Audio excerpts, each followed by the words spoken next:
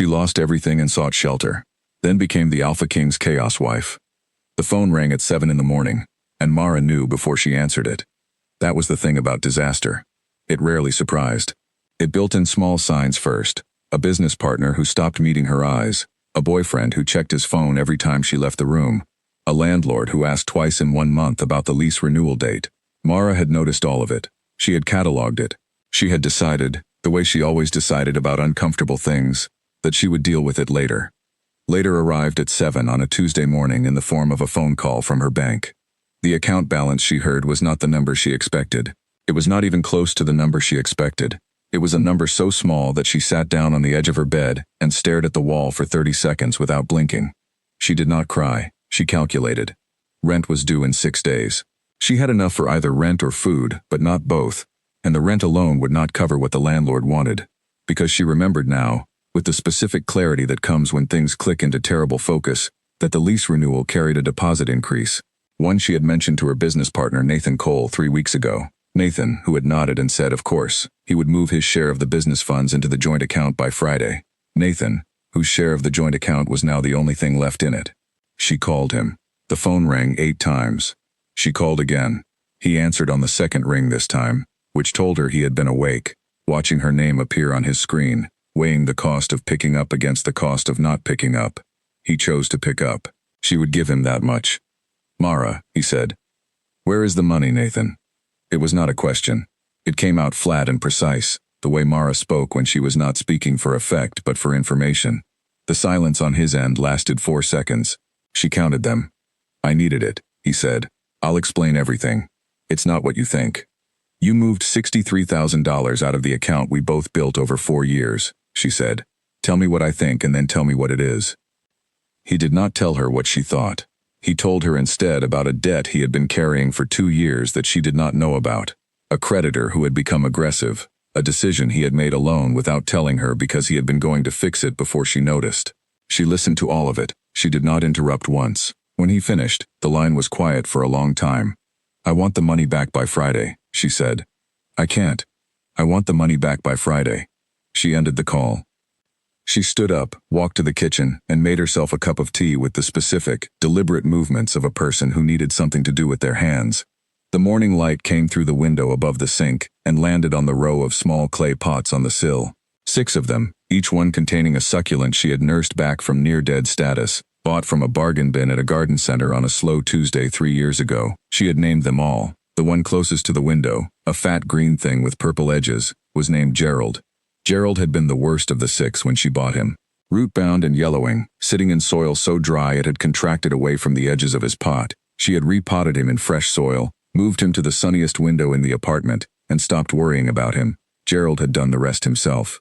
She looked at Gerald while she drank her tea. Then she called her landlord. Mr. Albright picked up on the first ring. He was a man who answered calls promptly, which was one of the only things Mara had ever admired about him. He was also a man who had been wanting to raise the rent on her apartment for 2 years, and had been legally unable to do so until now. She could hear that in his voice before he said a single word, a particular readiness, a breath held slightly too long on the other end. "Mara," he said, "I was actually going to call you today." She had not planned on crying. She had actively decided not to cry. But something about the way he said her name, the gentle, apologetic weight of it, the sound of a man who had already made a decision and was now managing the delivery, reached through her chest and pulled at something behind her sternum. She did not cry. She tightened her jaw and listened. The apartment, Mr. Albright explained, had been offered to another tenant, a family.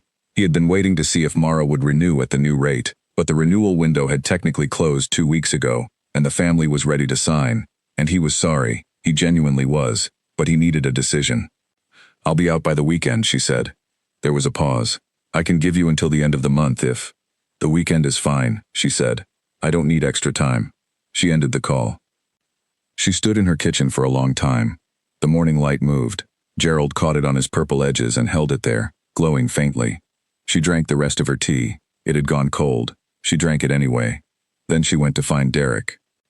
Derek Holt had been her boyfriend for 14 months. He was a project coordinator at an architecture firm, a man who made excellent coffee, kept his shoes very clean, and had a habit of saying he would do things and then not doing them. Mara had cataloged this about him too. She had filed it under things to monitor, which was where she filed most of the things that made her uncomfortable in relationships, and then she had moved on and been fine. She was not going to be fine today. The bedroom door was open. His side of the wardrobe was visible from the hallway. She stopped in the doorway and looked at it. The side that had held his clothes held nothing now, just empty hangers swaying gently, as though he had left in a hurry, or in the night, or 3 days ago and she had been too busy with the business to notice. She went back to the kitchen. She opened her laptop and looked at the business email account. There were 7 new inquiries. She closed the laptop. She looked at the apartment with new eyes, the eyes she used when she was stripping a project down to what it actually was, rather than what she had hoped it would be. The apartment was fine. It was clean. She had painted it herself, a warm cream color that cost her a weekend and $30 in paint. She had built the shelf above the desk from a flat-pack kit and done it without instructions because the instructions were in German, and she did not speak German. She had sewn the curtains in the front room from fabric she found at an end-of-bolt sale. She had made it, piece by piece, into something that felt like hers. She had $200 in her personal account, money she had moved there 6 months ago for reasons she could not now remember. $200, a duffel bag, and 6 succulents. She could not take all 6. The pots were clay and heavy, and she would be on foot. She took Gerald. She told the other 5, quietly and without embarrassment, that she would come back for them. Then she picked up her duffel bag, tucked Gerald under her arm, and walked out of the apartment she had painted herself. She did not look at the cream-colored walls on the way out. She did not let herself. Outside, the city moved the way it always moved on a Tuesday morning, fast and indifferent and loud. Mara walked 3 blocks before she realized she had no destination. She had a phone with 40% battery and a contact list that included exactly 2 people she could call in a genuine emergency. Her friend Dana, who was 6 months pregnant and living in a 2-room apartment with her husband and their toddler, and her cousin Pete, who lived 4 hours away and had a sofa that had once given Mara a back injury that lasted 2 weeks. She did not call Dana. She did not call Pete. She sat down on a bench near the train station and opened the browser on her phone. She typed, "Emergency shelter city center available." The first result listed 3 shelters. She wrote the addresses on the back of a gas station receipt she found in the bottom of her duffel bag. Then she picked up Gerald, stood up, and started walking. The first shelter was on Maple Row. She arrived at 20 minutes past 9, and the woman at the desk was kind and efficient, and told her the waiting list was 11 weeks long. Mara thanked her and left. The second shelter was on 5th. The building smelled of old carpet, and the man at the front desk did not look up when she walked in. The waiting list here was 8 weeks. There were no current openings. She could leave her name and number. She left her name and number. She sat on the steps outside the shelter on 5th and ate the granola bar she found at the bottom of her duffel bag. Gerald sat beside her on the step, in his pot, looking healthy and completely unbothered. She envied him. She looked at the third address on her receipt. She had almost not written it down. The listing was different from the others. Not a government shelter or a charity-run facility, but something called the Aldridge Street Safe House, run by the Renner Foundation. The listing described it as a private community shelter for individuals in transitional crisis. The address was on the east side of the city, a 40-minute walk. She had 40% battery and $200. She picked up Gerald and started walking. Aldridge Street was the kind of street that had clearly been something else before the city caught up to it. Wide, tree-lined, full of Victorian houses with deep porches and windows that caught the afternoon light in long golden rectangles. Most of the houses had been converted into offices or flats. The one at the end of the street had not been converted into anything. It was still a house, a large one, with a dark green door and a brass handle and window boxes full of late-season herbs that someone had recently tended. Mara stopped in front of it and checked the address on the receipt. Then she looked at the small brass plaque beside the door that read, Renner Foundation, Aldridge Street. She rang the bell. Nothing happened for long enough that she considered leaving. She was actually calculating how far her $200 would get her in the city, a week in a hostel maybe, if she was careful, when the door opened. The man standing in it was not what she had expected. She had expected a receptionist, a volunteer, someone in a lanyard with a clipboard. She had expected the administrative face of Charity, which was usually harried and underpaid and holding a coffee cup. She had not expected this. He was tall in a way that did not announce itself, not the kind of tall that requires a room to adjust, but the kind that simply is, the way certain trees simply are, without drawing attention to the space they occupy. His hair was dark and slightly too long, pushed back from his face with the absent efficiency of someone who did not think about it. His jaw was the sort of jaw that looked like it had been built for a purpose. His eyes were a very dark gray, almost brown, and they settled on her face with the immediate and complete attention of someone who had been watching the door for reasons that had nothing to do with her. He looked at her. Then he looked at Gerald. "I'm here about the shelter," Mara said. Her voice came out steady. She was proud of that. "I know," he said. That was a strange thing to say. She filed it. "The listing said you had availability," she said. "We do," he said. "Come in." He stepped back. She stepped forward. The hallway was wide and clean and smelled of something warm.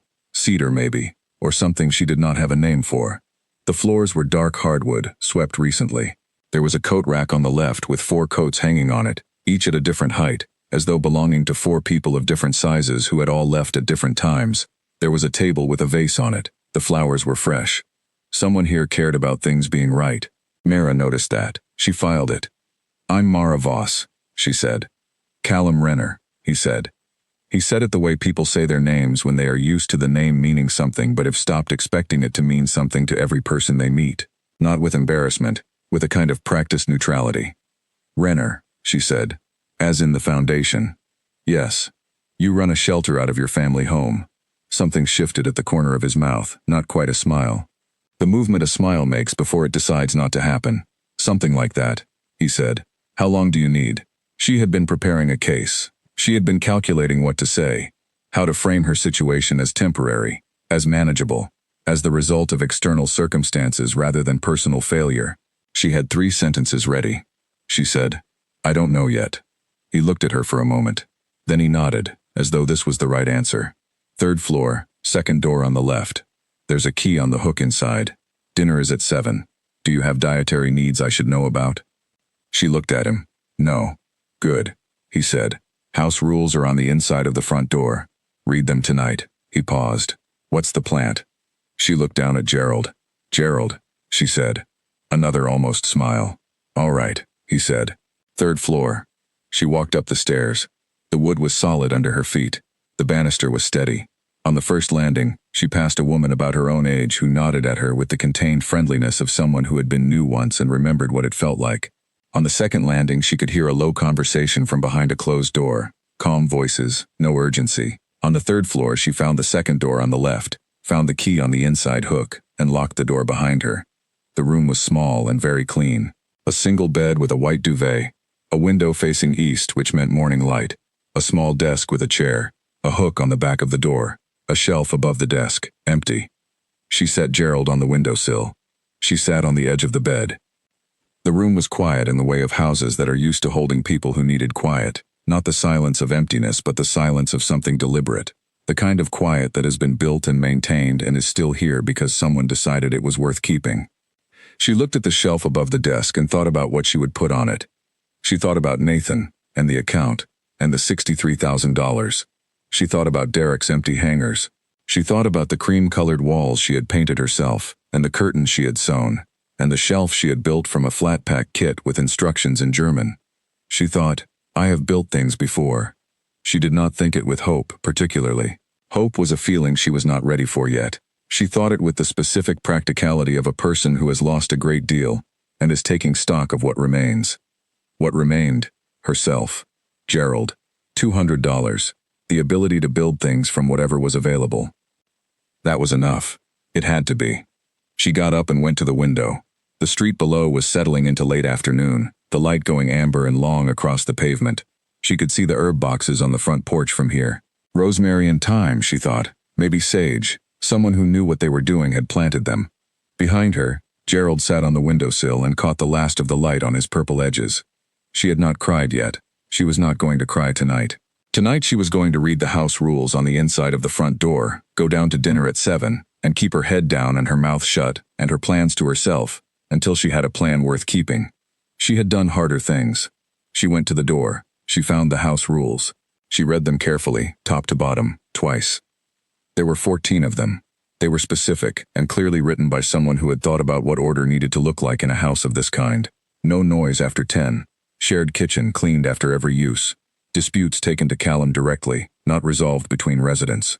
No guests without prior notice. Weekly contributions to the communal tasks list. She read the last rule twice. It said, This house works because everyone in it decides it works. If you are here, you are part of how it works. She thought about that for a moment.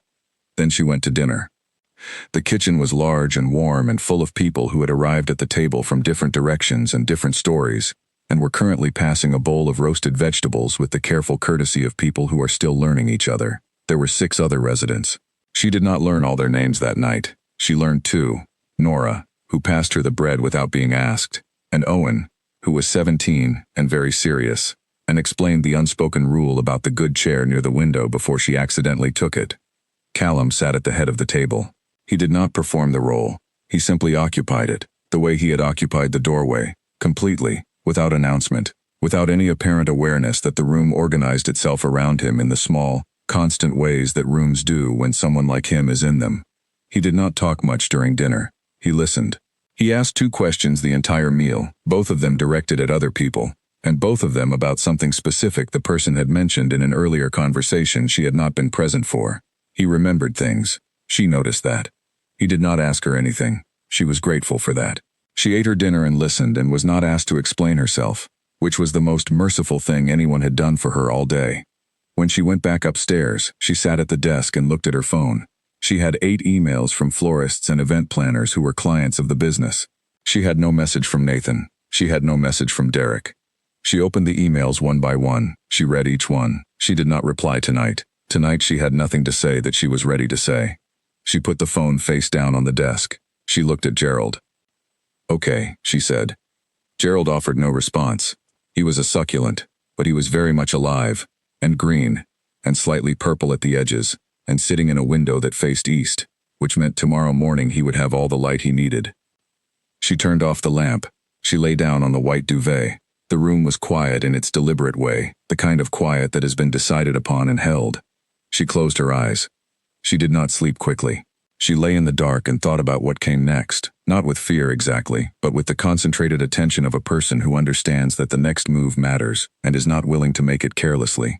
She thought about the business email account and what $63,000 had actually built. She thought about what remained of the client list. She thought about what she could do without an office, without a partner, without the storefront she had signed a lease on 18 months ago and which was presumably about to become Nathan's problem. Let it be his problem. She had enough of her own. She thought, "I am 31 years old. I have $200 and a succulent and 1 bag of clothes. I have built things with less." She thought about the house she was sleeping in. She thought about the table where 6 people had passed food to each other with careful hands. She thought about Callum Renner at the head of that table, listening, asking 2 specific questions, remembering things. She thought, something here is organized in a way I do not fully understand yet.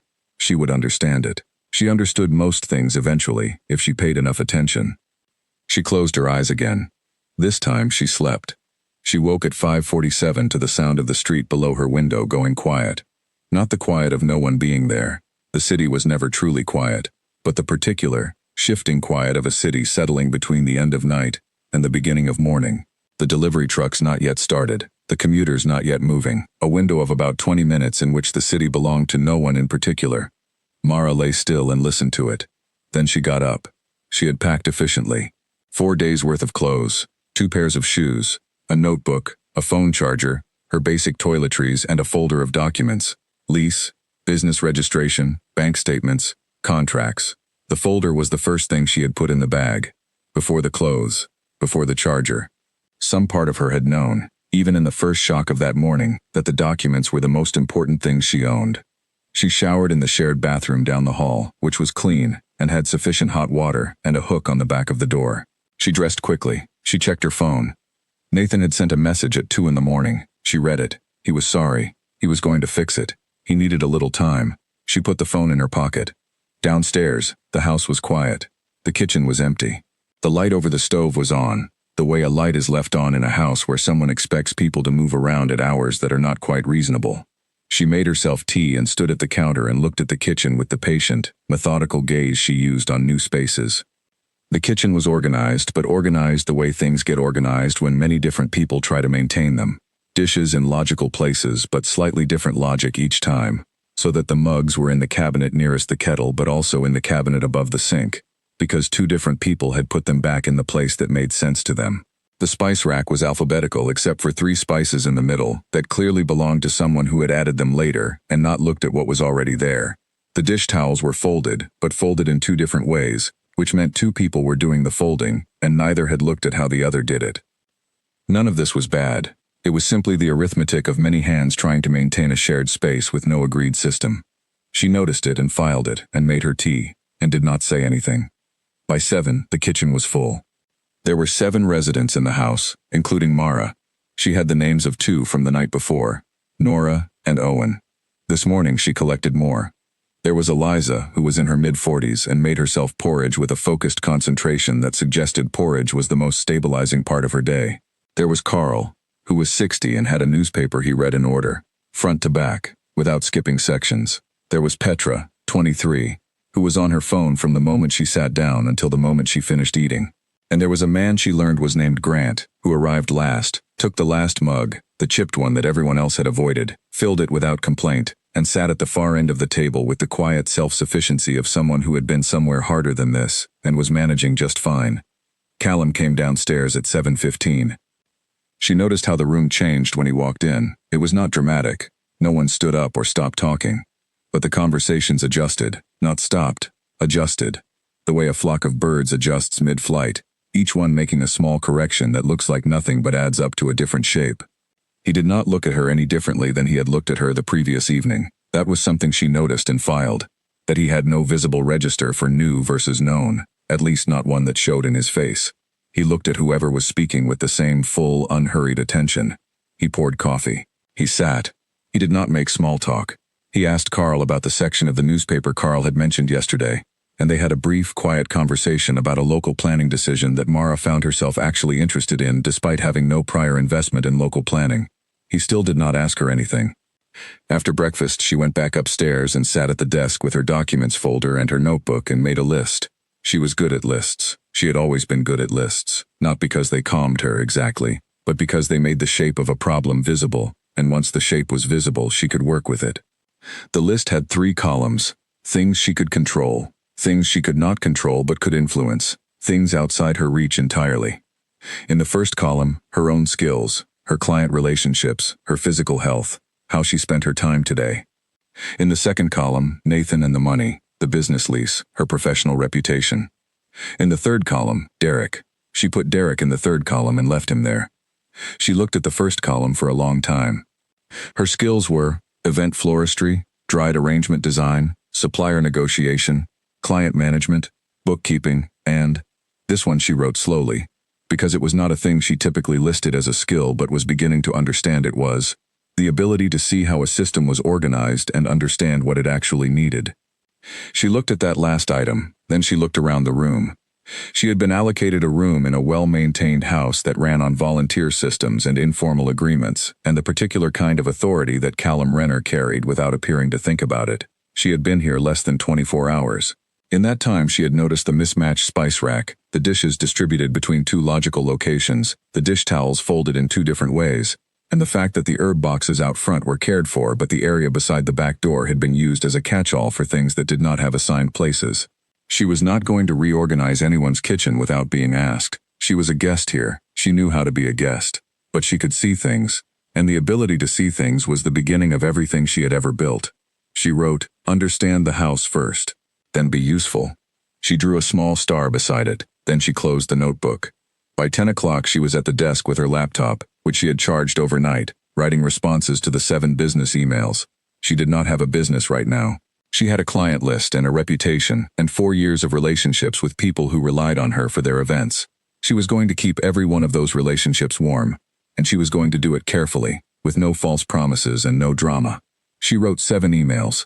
In each one she said that the business was undergoing a structural change, that she was personally committed to each client's upcoming events, and that she would be in touch within the week with a clear picture of how she would deliver on their contracts. She did not say that her business partner had taken the money. She did not say she was living out of a duffel bag in a shelter on Aldridge Street. She said, structural change, personal commitment, in touch within the week. She sent all 7. Then she called the solicitor who had handled the business registration. The call lasted 45 minutes.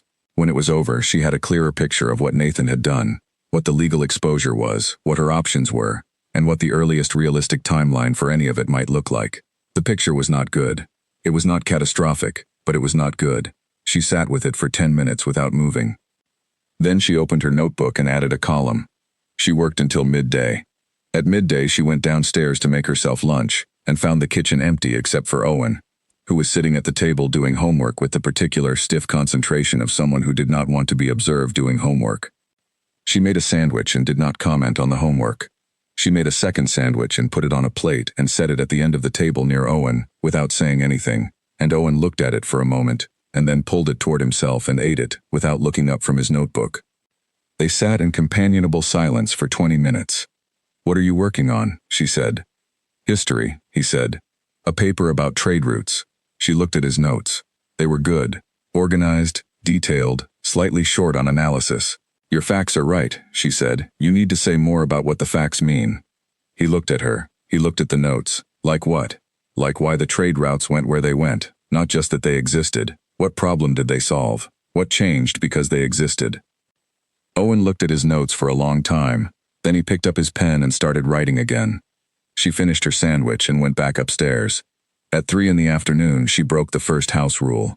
It was Rule 4. No use of the shared office space without prior sign-up. She had not known there was a sign-up. The office was a small room on the ground floor with a desk, a printer, and a whiteboard.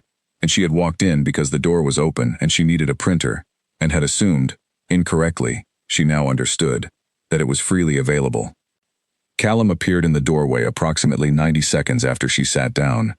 He did not say anything immediately. He stood in the doorway with the particular stillness of someone who has seen this before and has a practiced response to it that he is deciding whether to use. "The sign-up," she said. "On the inside of the front door," he said, "below the rules." She had read the rules. She had not read below the rules. "I missed it. I can see that." There was a pause. She waited to see whether he would ask her to leave. He looked at the printer, then at the papers she had spread on the desk, then at her. "What do you need printed?" 3 pages, she said. "Business documents." He looked at her for a moment. Then he stepped back from the doorway. "The sign-up sheet is on the inside of the door," he said again. "For next time." She put her name on the sign-up sheet. She had her 3 pages. She went back upstairs. She had broken one rule. She would not break it again. She did not, as a matter of principle, break the same rule twice. By 5 o'clock she had drafted a financial recovery plan. Rough, incomplete, built on uncertain numbers, but shaped. A shape was what she needed. Once she had a shape, she could refine it. She had always been better at refining than at starting from nothing, which was perhaps why the morning had been so difficult. It had been nothing, now it was something. She closed the laptop and looked at Gerald. Gerald was at maximum sun exposure for this time of day, angled perfectly to catch the light that came through the east window at this hour, as it bounced off the building across the street. He had not moved, obviously. He was a succulent. But he looked, she thought, very content. "Good day?" she said. She went to dinner. Tonight there were 2 additional people at the table she had not seen before. A woman named Claire who arrived with a canvas bag and the focused energy of someone who had been running since morning and was only now stopping, and a broad-shouldered man named Walt who sat beside Owen and immediately began quizzing him about the history paper in a way that made Owen's expression flicker between irritation and something that might, eventually, become gratitude. The meal was a stew that someone had made in the afternoon. She did not know who. It was good, better than she expected, seasoned properly, with bread that was fresh from somewhere. Callum came in at 7:03. He looked at the additional 2 people without visible surprise. He sat. He looked around the table with the specific attention of someone taking account and cross-referencing it against something he was tracking internally. His gaze landed on her. "How are you settling in?" he said. It was the first question he had directed at her in 2 days of shared space, and it was such a specific, contained question. Not "how are you?" Not "are you all right?" But "how are you settling in?" that she found herself looking at him directly for a moment before answering. "Well," she said. "Good," he said. He moved on. He asked Walt about something. He passed the bread. He was, she thought, the most economical person she had ever encountered. No word wasted. No gesture performed without intention. No attention given that was not genuine. She looked at him when he was not looking at her and tried to understand the nature of the structure she was currently inside. It had the shape of a shelter. It functioned like a household, but it had an architecture she could not quite name, a system of relationships and expectations, and unspoken agreements that ran beneath the practical surface, the way a river runs beneath ice. You could see the ice. You could see that it was solid and real and organized, but you could hear the water moving underneath. She had been in spaces that felt like this before. Once, when she was very young. She did not think about that tonight. She finished her dinner. She helped clear the table without being asked, which apparently was noticed because Nora looked at her with a nod that meant something specific. Welcome, or approved, or simply, yes. She went upstairs. She stood at the window in her room and looked at the street below. The evening had gone dark and the street lamps were on, making orange circles on the pavement. The herb boxes on the porch were just barely visible from this angle. 2 dark rectangles full of something green and deliberate. She thought, someone planted those. Someone tended them. Someone thought, this house should have herbs on the porch, and then they did the work of making it happen. She looked at Gerald. She picked up her notebook and wrote, "Figure out who tends the herb boxes." It was not a relevant line of inquiry for her recovery plan. She wrote it anyway. Sometimes the irrelevant things were the most informative. She had always known this about herself, that she learned a place not by its official structure but by its small, private acts of care. Who filled the water glasses on the table without being asked? Who straightened the coat rack? Who tended the herb boxes? Understanding that was understanding the house. Understanding the house was the first thing she needed to do. She put the notebook down and turned off the lamp and looked out the window until the city went as quiet as it ever got. Then she got into bed and closed her eyes and thought about the shape of her plan, and the shape of this house, and what it might look like when she understood how they fit together. She did not know yet. She would. She fell asleep thinking about trade routes, about what problem they solved, about what changed because they existed. The third rule she broke was not technically her fault. But she understood, very quickly and very clearly, that whether it was technically her fault was completely irrelevant in a house with rules that existed because someone had thought carefully about what happened when those rules were ignored. The third rule said, any change to communal spaces must be agreed upon by the house meeting, held every second Sunday. Mara had not realized that reorganizing the lower cabinet in the kitchen counted as changing a communal space. She had done it at 6 in the morning on a Wednesday, when the kitchen was empty and she was on her 3rd cup of tea, and she had been staring at the problem of the 2-location mug system for 5 days, and had simply, quietly, moved everything to one location, grouped by size, so that the cabinet over the kettle held all of it, and the cabinet over the sink was free for the items that actually made spatial sense over a sink. It had taken 8 minutes. By 8 o'clock, when the kitchen filled with people making breakfast, 4 of the 7 residents had opened the cabinet over the sink, found it empty, looked at her, and then looked at the cabinet over the kettle and found it full. Nora said, "Oh, that's better." Carl said, "Where are the mugs?" Mara showed him. He looked at the new arrangement for a long moment, in the particular way of someone who is deciding whether they have a problem with a thing before they have established whether the thing is actually a problem. Then he took his mug and went and made his tea. Owen said nothing. He had been watching her for 3 days with the quiet assessment of a teenager who had decided she was interesting but had not yet decided what kind of interesting. Eliza said, "Did you move everything in here?" "The mugs," Mara said, "and the glasses. They were in 2 places and it seemed like one place would be simpler." Eliza looked at the cabinet. Eliza looked at Mara. "That's Rule 7, she said. Mara looked at her. "I haven't broken Rule 7 before." "This is the first time," Eliza said, not unkindly. "Usually people do the herb rack first. Or the dish towels." Mara opened her mouth. She closed it. Callum walked in at 7:58, poured himself coffee, and looked at the kitchen with the specific, unhurried attention he applied to everything. He looked at the cabinet over the kettle. He looked at the cabinet over the sink. He looked at Mara. "Rule 7, he said. "I know," she said. "I didn't read it as covering cabinets. I read it as covering structural changes." "A cabinet reorganization changes how the house functions," he said. "That's a communal decision." She thought about this. He was correct. She acknowledged, privately, that he was correct. "I'll put it back," she said. He looked at the cabinet again. Then he looked at the other residents, who had the slightly suspended quality of people watching to see what would happen. "House meeting is Sunday," he said. "We'll vote on it then." He took his coffee and left the kitchen. Mara looked at the cabinet. She looked at Nora, who gave her a small shrug that meant, "He is not angry. This is just how it works." She looked at Owen, who was eating toast and pretending to read something on his phone but was not reading anything. He was listening. She thought, "I have now broken 3 rules in 8 days. I should probably stop." She also thought, "I have reorganized the mugs, and already 2 out of 7 people have said it is better." She did not think these two thoughts were in conflict. She thought they were in conversation. Sunday was 4 days away.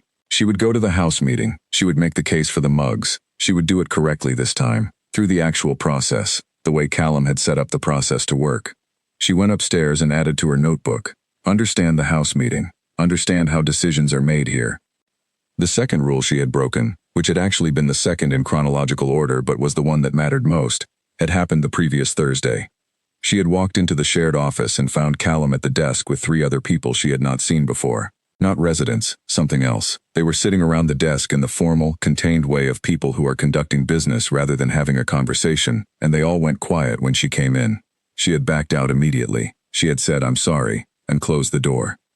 But not before she had seen, in the 2 seconds she had been standing in the doorway, the papers on the desk, the map on the whiteboard behind them, and the particular way Callum had looked at her, not annoyed, not startled, but calculating.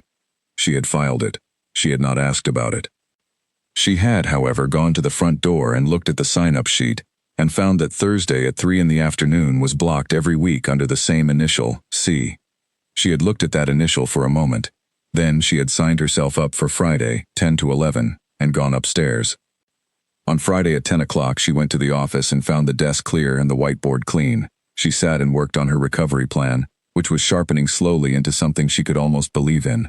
She had contacted 3 former suppliers and confirmed they would work with her as an independent. She had reached out to her 6 longest-standing clients and had received warm responses from 5 of them. The 6th was a corporate client whose contact had changed, and she would not know until she had the new contact's email. The business she was rebuilding would be smaller. It would be leaner. It would be hers, entirely and only hers, because the one thing she had learned from Nathan Cole was that a partnership was only as sound as the most dishonest person in it. At 11 o'clock she was packing up when Callum knocked on the open door. "Good session?" he said. She looked at him. Yes. He came into the room. He did not sit. He looked at the whiteboard, which she had not touched, and then at the desk, where she had her notebook and her laptop open to a spreadsheet. "How long have you been running your own business?" he said. It was the second question he had directed at her in the 8 days she had lived here. She noticed the interval. 4 years, she said. "Well, 4 years of a partnership, about 10 days of just me." He was quiet for a moment. "What kind of business?" "Floristry," she said. "Events, weddings, corporate functions, some retail dried arrangements." He looked at the spreadsheet without appearing to read it. "You know how to run operations," he said. It was not a question. "I know how to run small operations," she said. "Why?" He looked at her directly. He had a way of doing this, of making the act of looking at someone feel like a decision. "The foundation runs a communal budget for this house," he said. "It's managed by me, but managed inefficiently. I don't have the time to maintain the level of detail it needs." She waited. "I'm not offering you a job," he said. "I don't have anything to offer you, but if you have time and you're willing, the books are a mess." She looked at him for a moment. "I saw the spice rack," she said. He blinked. A very small blink, not quite a flinch, but in that family. "What?" "The spice rack. Alphabetical except for 3 in the middle. Someone added to it after the system was set up and didn't integrate them properly. It's the same in the supply closet downstairs. The shelving is organized by type, but someone started adding by brand instead of type, and the system broke down about 18 months ago, if I had to guess." He was looking at her with an expression she had not seen on his face before, not the almost smile. Something more direct than that, something that was trying to make a decision. "The books," she said. "Show me the books." He showed her the books. They spent 2 hours at the desk. She had not expected 2 hours. She had expected 1, or possibly less, because accounting was typically the kind of task people thought was more complicated than it was, and turned out to be simply a matter of someone having started the wrong system and then lived inside it for too long to see it clearly. The foundation's books for the shelter were not wrong. They were not fraudulent. They were not the result of any dishonesty. They were the result of 3 different people having managed them at 3 different times, using 3 slightly different organizational approaches, and the current system was a layering of all 3, which meant it was technically accurate and practically unusable. She explained this to Callum in about 4 sentences. He listened without interrupting. "How long to fix it?" he said. "To fix it properly? 2 weeks, working a few hours each day." She thought about it. "To make it functional and readable in the short term? 3 days." He looked at her. She looked back. 3 days, he said. "I'll need access to everything," she said. "All of it. 3 years minimum." He opened the filing cabinet. He gave her access to everything. He gave her the password she needed and the historical records and the name of the foundation's accountant, who she could call if she had structural questions. Then he stood up and said, "Dinner is at 7. I'll tell the group you'll be in here until 5. She looked at the filing cabinet. She looked at the 3 years of records. She felt, for the first time in 11 days, the specific warmth that came when she had a real problem in front of her, something concrete and fixable, and hers to work on. "All right," she said. He left. She turned to the records. She worked until 4:30. When she came upstairs to wash her hands before dinner, she passed Owen in the hall. He was carrying his history paper in one hand. She could see, from 2 meters away, the red mark at the top of the page. "Is that good?" she said. He looked at the mark. He looked at her. He held it up. The mark was high. She could not see the exact number from where she was standing, but she could see the size and color of it. The kind of mark that a teacher writes with visible satisfaction. "What did you argue?" she said. "That the trade routes created the problem they were meant to solve," he said. "Because once you made the goods available, people needed more of them. The demand didn't exist before the route. The route created the demand." She looked at him. "That's a good argument." He shrugged, which was the Owen equivalent of visible pleasure. "You told me to explain what changed because the routes existed. I told you to ask the question," she said. "You answered it yourself." He shrugged again. He went back to his room. She stood in the hallway for a moment. She thought about routes, about the things you build that create the need for more of themselves, about the demand that didn't exist before. She went to wash her hands. She went down to dinner. She sat at the table and passed the bread without being asked, and listened to Carl's analysis of the planning decision, and Petra's account of her job interview, and Walt's slow, careful explanation to Owen of something that turned out, eventually, to be about how to change a tire, which Owen had apparently asked about for reasons none of them questioned. Callum sat at the head of the table and listened and looked at his plate and occasionally at a person and occasionally, once, specifically, at approximately 6:55, at her. She looked back. Not long. 2 seconds. 3. Then they both looked away. She did not know what that was. She filed it under things to examine when she had the time, which was where she filed things she was not ready for yet. Sunday's house meeting was at 11 in the morning. She had been warned about this by Nora on Saturday evening, with the slightly solemn energy of someone who understood that house meetings were important, and slightly unusual, and worth preparing for if you were new. She went. The meeting happened in the front room, which she had not been in before. It was the largest room in the house, with a fireplace that was not currently lit and chairs pulled from various places to form an approximate circle. 7 residents, plus Callum. The agenda was on a printed sheet that had been left on each chair, a list of 4 items, number 3 of which read, "Kitchen cabinet reorganization, proposed by M. Voss." She looked at it. She had not known it would be listed with her name. She had prepared her case. She delivered it in 4 sentences. She explained the logic of the single location system, the space freed up in the second cabinet, and the reduction in time spent looking for things. She said she understood that Rule 7 existed for good reasons, and that she would accept whatever the House decided, but that she would also like to make the case that the reorganization was an improvement. Nora said she agreed. Carl said he had found the new arrangement confusing for 2 days but now preferred it. Owen said, "It makes sense. Things should be where they're used." Eliza said she had no strong feelings either way. Walt said, "I keep the mug I like on the left side of the shelf. As long as that doesn't change, I don't care." Petra said, "I've only been here 3 weeks. I don't have a relationship with the old cabinet system." Callum looked at her. She looked back. "Shall we vote?" he said. They voted. 6-0, with 1 abstention, which was Callum, who apparently did not vote on operational house decisions, which she had not known and which she filed. The mug stayed. She walked out of the house meeting with the contained satisfaction of a person who had gone through the correct process and achieved the correct outcome. She had made her case. She had accepted the authority of the process. She had let the house decide. Callum fell into step beside her in the hallway. "You prepared for that," he said. "Of course," she said. He looked at her sideways. "Most people don't. Most people don't win," she said. He stopped walking. She stopped walking. They were in the hallway near the coat rack, standing at a slight angle to each other in the way of 2 people who have both stopped at the same moment without planning it. She looked at him. He was looking at the coat rack, not at her, but with the distant expression of someone who is processing something rather than actually looking at what is in front of them. "You're going to be a problem," he said. She considered this. "The books are going to be done by Tuesday," she said. "I'm going to find a way to contribute to costs here as soon as my situation stabilizes, and I am going to continue putting the mugs in the logical location." He looked at her. "You're welcome," she said. The hallway was quiet. He made the almost smile, only this time it went slightly further than before, not quite all the way to a smile, but close enough that she could see what a smile on his face would look like, and it was. She filed this, not what she had expected. He walked away. She stood by the coat rack for a moment longer than was necessary. She went upstairs. Gerald was on the windowsill where she had left him. She moved him slightly to the left to catch the afternoon light at a better angle. She opened her notebook. She added a new item at the bottom of the first column, the column that said things I can control. She wrote, "Understand what I am building here.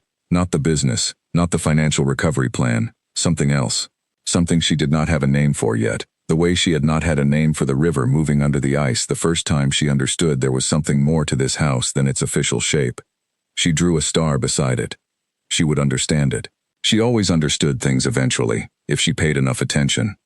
Gerald caught the afternoon light on his purple edges and held it there, very still, very certain, the way Gerald always held things.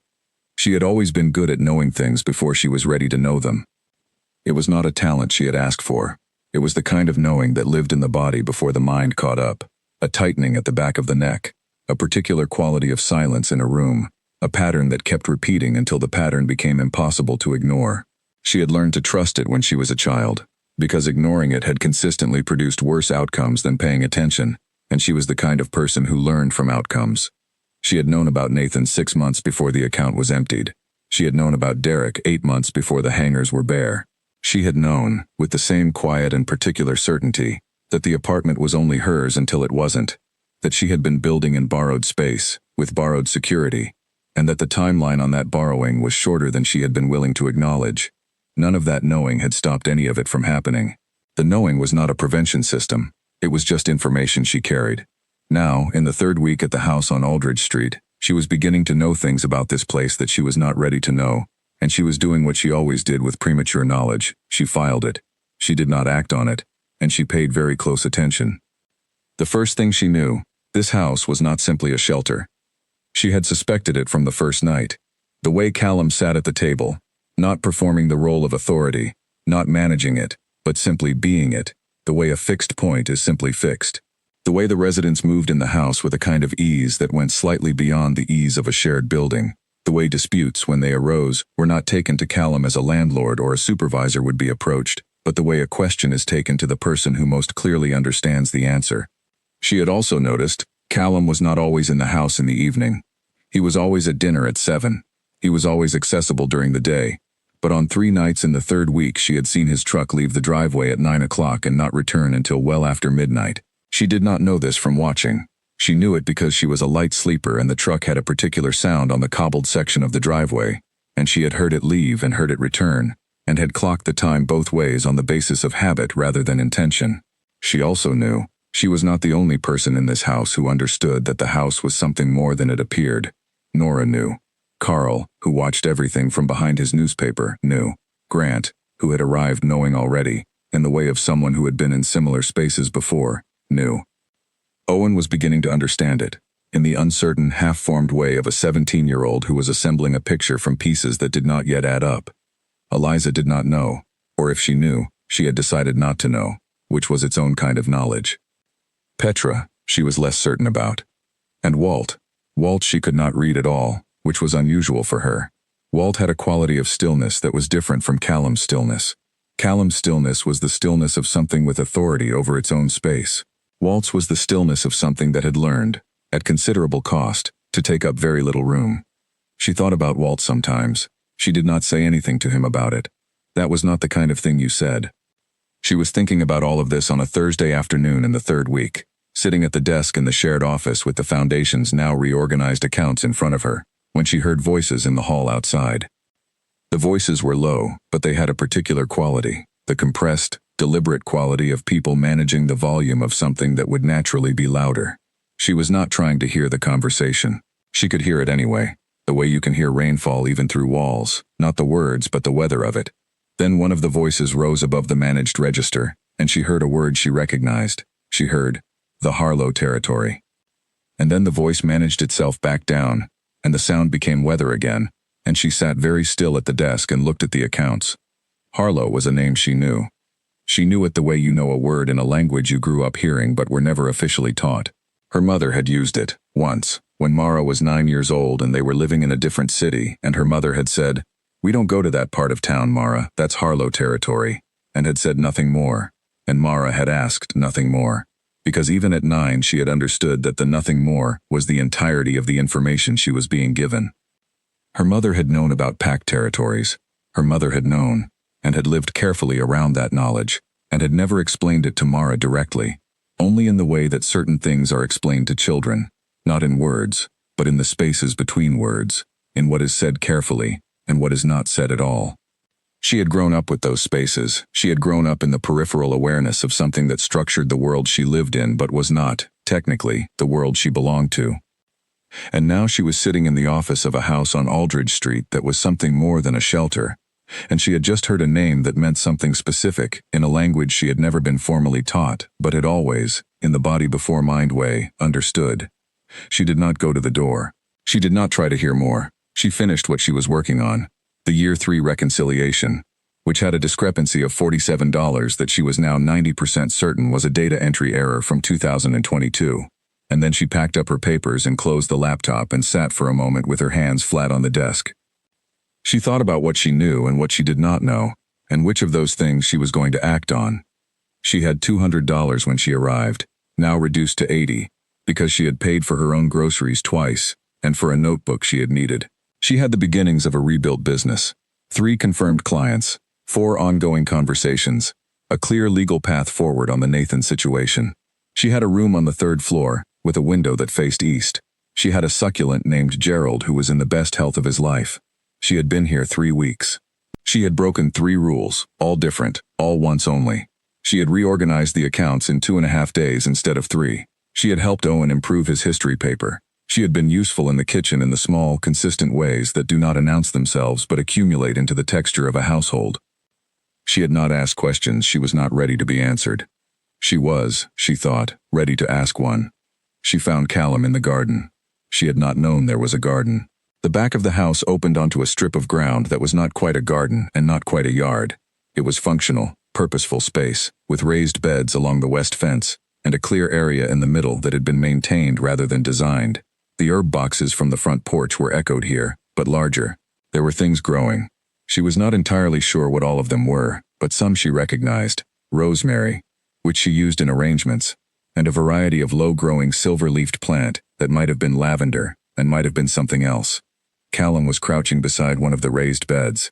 He had a trowel and was dealing with some kind of root situation at the base of one of the plants, the absorbed, practical focus of someone who does a physical task they have done many times and do not need to think about. She stood in the doorway for a moment. He did not look up. She walked across the grass and stopped a comfortable distance away. "I have a question," she said. He looked up, not startled, just looked. "The Harlow name," she said. "I know what it means." He was still for a moment. Then he set the trowel down and stood up. He was taller than she remembered when she was looking at him level rather than across a table. "How do you know what it means?" he said. "I grew up knowing the edge of it," she said. "My mother, not explained, just present." He looked at her with the particular attention she had come to understand was his version of processing, not a pause, not a delay, but a genuine and focused consideration of what she had just said, the way a very precise machine considers an input before responding. "And what is your question?" he said. "Am I in a pack house?" she said. The garden was quiet. The low-growing plants moved slightly in the late afternoon wind. Callum looked at her for a long time. Not the calculating look, not the almost smile, but something else she did not have a name for yet. "Yes," he said. She nodded. She had known this. She had known it the way she always knew things before she was ready to know them. Not as information, but as a weight she was already carrying, already adjusted for. The confirmation was not a shock. It was the thing she had said yes to without being asked, the moment the shape became real and named. "I'm not Pack," she said. "I know," he said. "Does that affect whether I can stay?" He looked at her steadily. "No," he said. She nodded again. Then she looked at the raised beds, at the plants he had been tending. "The lavender," she said. "It needs to come back a bit from the edge. It's going to shade the smaller ones by summer." He looked at the lavender. He looked at her. That thing was happening at the corner of his mouth again, the almost smile, closer than it had been before, the outline of something that was beginning to feel inevitable. "I'll move it this weekend," he said. "I can help," she said. "If you want." He looked at the garden. He looked at her. He picked up the trowel. "Saturday morning," he said. She went back inside. She went upstairs. She sat at her desk and opened her notebook and sat with it for a long time without writing anything. Then she wrote, "I know what this is." And then, below it, "I am not leaving." She had not known she was going to write that. She had not made that decision out loud, not shaped it into words, not let it be a decision at all. It had lived in the filing system where she kept the things she knew before she was ready for them. But here it was, written, real. She looked at Gerald. Gerald did not offer commentary, but he was very green and very alive and sitting in the east window of a house that was, she now understood, something much more specific and much more particular than a shelter. She was not Pack. She had never been Pack. She was a woman who had grown up at the edge of something she was never told the name of, who had built things and lost things and shown up at a door on Aldridge Street with a duffel bag and a ceramic pot. She was also a woman who knew what she was looking at when she looked at it. And she was not leaving. She was rearranging the herb bundles in the shared pantry when Callum told her that visitors were coming. She had not known the pantry was being underused. She had discovered it the way she discovered most things in this house, by opening a door that turned out to contain something that had been organized once, thoroughly, and then added to without reference to the original system. The pantry was a deep, narrow room off the kitchen, with shelves on 3 sides and a single overhead light. The shelves held dry goods, preserves, and an assortment of things that had accumulated at the back over time. 3 tins of something whose labels had faded beyond reading, a bag of flour that had been open for longer than flour should be open, 4 glass jars of dried herbs that she recognized immediately because she used them professionally, stacked at the back of the bottom shelf, where they caught neither light nor air circulation. She had moved the jars to the top shelf nearest the door. She had sorted the tins by size and moved them to the middle. She was deciding what to do about the flour. The rational decision was to discard it. But she had been in this house long enough to know that discarding communal items required a conversation rather than a unilateral action. When Callum appeared in the pantry doorway. "People are coming tomorrow," he said. 3, possibly 4. She looked at the flour. She set it aside. "More residents?" "No," he said. "Guests. From the Mowbray Group." She had been in this house for 4 weeks. In 4 weeks she had learned, by patient observation and the occasional direct question, and the significant amount of information she had assembled simply by paying attention, that the house on Aldridge Street was one node in a larger network. Pack houses, she now understood, did not exist in isolation. They existed in relationship to each other, bounded by territory, connected by the kind of agreements that were not written in any document a person like her would have access to but were real and specific and actively maintained. The Mowbray Group was one of the other nodes. She did not know the full picture. She knew that the map she had seen on the whiteboard on that Thursday 2 weeks ago had included Mowbray in its upper left corner. She knew that when Callum's truck left late at night, 3 times out of 5 he came back from the direction of the Mowbray end of the city. She also knew, from the specific shift in the weight of Callum's voice when he said Mowbray, that the relationship was not a simple one. "How long will they be here?" she said. "1 evening," he said. "Dinner." She looked at the pantry shelves. She looked at the organization she had spent the last 30 minutes creating. She thought about dinner for 11 people rather than 8. "I'll need to know dietary requirements by midday," she said. He looked at her. "You don't need to." "I know I don't need to," she said. "Midday, or I plan for no requirements and accommodate on the night." He was quiet for a moment in the way that she had come to understand was his version of a nod. Then, "I'll find out." She went back to the flour question. She did not solve it that day. She came back to it the next morning, when she woke at 5:45 with the particular clarity that she had come to rely on in the early part of the morning. The window when the city was between its nighttime and its daytime self, and her mind ran cleanly without the friction of other people's needs or the weight of accumulated decisions. She lay still for 2 minutes and looked at the ceiling and thought about the flour, and then got up and went to the kitchen and made the decision. The flour was gone, and she would replace it, which was within the bounds of individual action rather than communal decision. She put it in the bin. She wrote flour on the communal shopping list that lived on the side of the refrigerator. She made tea. By 6:30 she had 3 pages of notes on the dinner. Not a menu. She was not the cook here. That role was shared on a rotating basis, and this week it was Carl and Nora. But a set of considerations she thought Carl and Nora might not have thought through. Because Carl and Nora were good, practical cooks who made food that sustained people and tasted decent. But they did not think about food the way Mara thought about food, which was as an organizing system and a signal and a form of argument. You could tell a great deal about a house from how it fed its visitors. She was not going to walk into Carl and Nora's week and restructure their meal plan, but she was going to mention 3 things, if she could do it without making it feel like a critique. She mentioned them at breakfast. Carl listened with his newspaper folded in half, the way he listened to things he was giving genuine consideration. Nora listened with the focused attention of someone who is rapidly assessing whether she agrees. Both of them were quiet for a moment when she finished. The plating, Carl said. You think plating matters? I think it's information, she said. The Mowbray Group will make a judgment about this house based on everything they experience here, including how the food looks when it arrives at the table. Nora looked at Carl. Carl looked at his folded newspaper. I can handle the plating, Nora said. I know what you mean. I can do the arrangement on the table, Mara said. Flowers or foliage, something from the garden. Carl said. That seems like it falls under Rule 7. She looked at him. He was not wrong. Do you want to call a house meeting or should I ask Callum directly? Carl thought about this. Ask Callum, he said. This is his territory, these visitors. The precedent should come from him. She filed that. She went and found Callum. He was in the office. The door was open. He was on the phone, speaking in a low, even voice that had the cadence of someone working through a negotiation, not a confrontation, a negotiation, the careful back and forth of 2 parties finding terms. She stopped at the doorway, did not knock, waited. He saw her. He held up 1 finger. She waited. He finished the call. He put the phone down. He looked at her. Flowers on the table tonight, she said. From the garden. Is that within what you want to present to the Mowbray Group? He looked at her for a moment. Yes, he said. Do you want to say in what?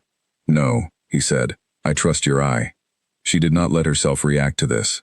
She said all right, and went to the garden. The garden in the late morning was a different thing from the garden in the late afternoon.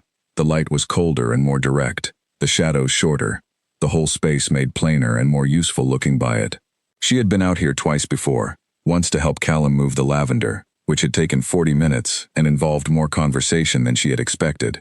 Not about the lavender, but about the mechanics of how root systems adapt when moved, which Callum had views on that were specific and knowledgeable, and that she had found herself genuinely interested in.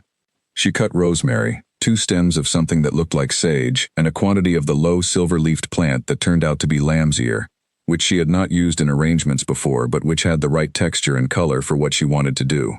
She brought it inside, found a vessel in the back of the kitchen cupboard, a wide, flat-bottomed glass thing that someone had acquired for a purpose now forgotten, and arranged the greenery in it quickly, with the practiced efficiency of someone who has done this movement thousands of times. The result was good, not elaborate, deliberately not elaborate, because the table of a house like this should look tended, not performed. It should look like someone cared about it in the way that people care about things they live with, not like someone had decorated for an occasion.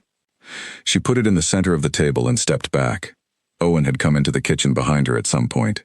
He was standing at the counter eating an apple, looking at the arrangement. That's from the garden, he said. Yes. Did Callum say you could cut it? Yes. Owen nodded. The way Owen nodded at things he had verified to his satisfaction. He looked at the arrangement for another moment. It looks like it belongs here, he said. She looked at it. That's what I was going for, she said. For the people coming tonight? For the table, she said. The people just happened to be coming tonight. He thought about this. He finished his apple. He put the core in the bin. The Mowbray Group, he said. He said it in the particular careful tone of someone using a name they have heard used by others and are now using for the first time themselves, testing its weight. She looked at him. You know about them. I've been here 5 months, he said. I know a lot more than people think I know. She considered him. He was 17 and serious and had gotten a high mark on a history paper about trade routes and sat beside Walt at dinner every night and asked questions that were better than most adults' questions. What do you know about them? She said. That this house and their house have an agreement, he said. That the agreement has been complicated for a while. That when Callum goes out late, half the time it's about that. She looked at the flower arrangement. She looked at Owen. And what do you make of it? Owen was quiet for a moment. I think tonight is more important than Callum is making it sound, he said. He paused. I think he doesn't want people here to be anxious. She looked at the arrangement. She thought about that. Thank you, she said. Owen put his apple core in the bin and left the kitchen. She stood at the table for a moment longer. She adjusted one stem of rosemary, not because it needed adjusting, but because the small adjustments helped her think. She thought about what Owen had said. She thought about what it meant for dinner to be more important than it was being presented as. She thought about what function she could serve tonight that was neither resident nor guest, neither inside nor outside, but something else, something that occupied the particular position she had arrived at by accident or design or some combination of the two. She had been filing a lot of things in the 3 weeks since Callum had confirmed she was in a pack house. She had not acted on most of them. She had been building her understanding of this place with the patience she applied to all things she intended to understand fully before she moved in them. She thought she understood enough. She went upstairs and got dressed in the clothes she wore when she had wanted clients to feel that she was someone worth trusting with their important events. Clean lines, nothing that demanded attention, everything that suggested she had thought about what she was doing here and had arrived intentionally. She came back down at 6:30. The Mowbray group arrived at 7, the same time as dinner. It was not a coincidence. It was a statement about how important this group was to the house.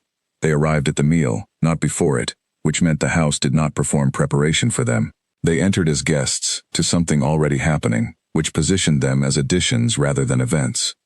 There were 4 of them, 3 men and a woman. The men were various sizes and ages. The woman was about Callum's age, mid-30s, and walked slightly ahead of the others, in the way of someone who had been in the lead position long enough to do it without thinking. Her name, Mara learned from the introduction, was Diana Ford. Diana Ford looked at the hallway, at the table in the front room, at the residents assembled with the contained, purposeful calm that Callum had established as the texture of this house. Then she looked at Mara. She looked at Mara for a moment longer than she looked at the others. Not hostility. Assessment. Mara looked back with the same unhurried directness she used when a client was deciding whether to trust her with their event. Diana Ford moved on. At the dinner table, the conversation was careful in the way of conversations that are doing more work than they appear to be doing. Callum sat at the head of the table. Diana sat at the other end, which in another house might have been offered as a gesture of equality, and here felt more like a test that Diana had either understood or not understood. Mara watched to see which. She thought, understood. The conversation went through several layers. The surface layer was general, the neighborhood, the city, a planning issue that Carl mentioned because Carl always mentioned the planning issue.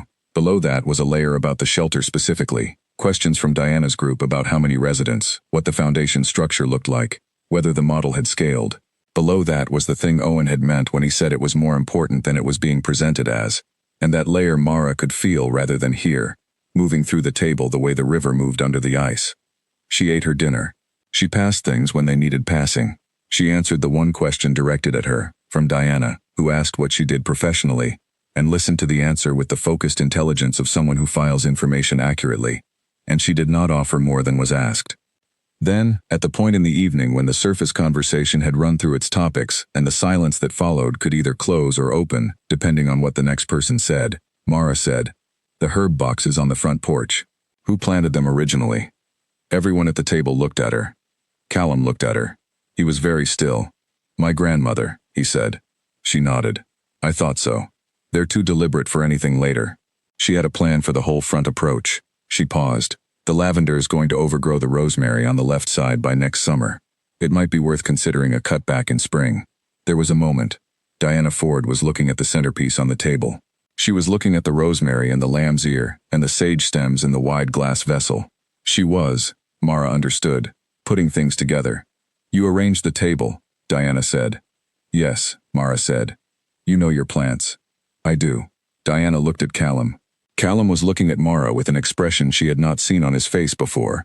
Not the almost smile, not the calculating look, not the decision-making stillness. Something else. Something she needed more data to name. The conversation moved on, but it moved differently after that. Lighter, somehow. The layer that had been doing the most work came slightly closer to the surface, and the evening finished on terms that Mara did not fully understand but could tell, by the quality of the Mowbray group's departure. Easy, without urgency, without the compressed politeness of people extracting themselves from a difficult situation, were good terms.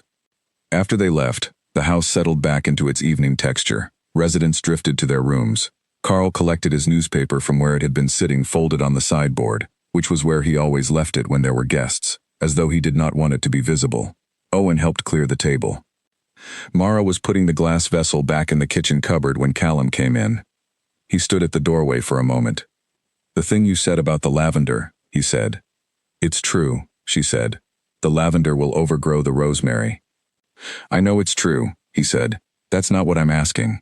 She put the vessel on the shelf. She turned around. She looked at him. "You changed the conversation," he said. "The conversation needed changing," she said. "It was getting tight." He looked at her. "You could see that. Anyone could see that." "They couldn't," he said. "That's why it was getting tight." She was quiet for a moment. She thought about what Owen had said. He doesn't want people here to be anxious.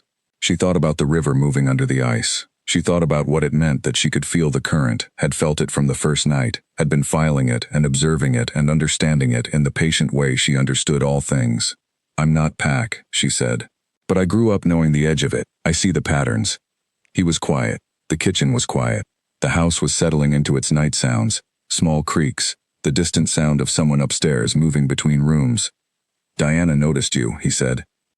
"I know," she said. "That will have consequences," he said. "Not bad ones necessarily, but consequences." She looked at him. "Is that a warning?" He held her gaze for a long moment. "No," he said. "It's information." She looked at the cupboard where she had put the glass vessel. She looked at the communal shopping list on the refrigerator, which now had flour on it, in her handwriting. "I can handle information," she said. He was quiet again. Then he said, "I know," in the tone she had not heard from him before. The one that was not the almost smile and not the assessment, but was, she thought, something more direct and more deliberate than either. She went upstairs. She sat at her desk and looked at Gerald. She had filed a lot tonight. She needed to go through it. But the thing that sat at the top of the pile, the thing she could not put further down no matter how she tried, was the look on Callum's face when Diana had asked if she had arranged the table. She wrote in her notebook, at the bottom of the page, very small, what he looks like when he is not expecting to be surprised. She drew no star beside it. She closed the notebook. Gerald was purple at the edges and very much alive. Nora said, "She's watching you." Mara looked up from the account ledger she was reviewing at the kitchen table. Nora was making coffee with the focused, slightly protective energy she applied to anything she was doing when she was also talking about something that mattered. "Diana Ford?" Mara said. "She sent a message to Callum this morning," Nora said. "I didn't read it, but he came out of the office looking like he was thinking very hard, and then he left in the truck for 2 hours, and when he came back he was still thinking very hard." Mara looked at the ledger. "That could be about anything." "It could," Nora said, "but she also mentioned you, last night. I heard it as they were leaving. She said your name to one of the men who came with her. I didn't hear what she said about you, just the name." Mara sat with this for a moment.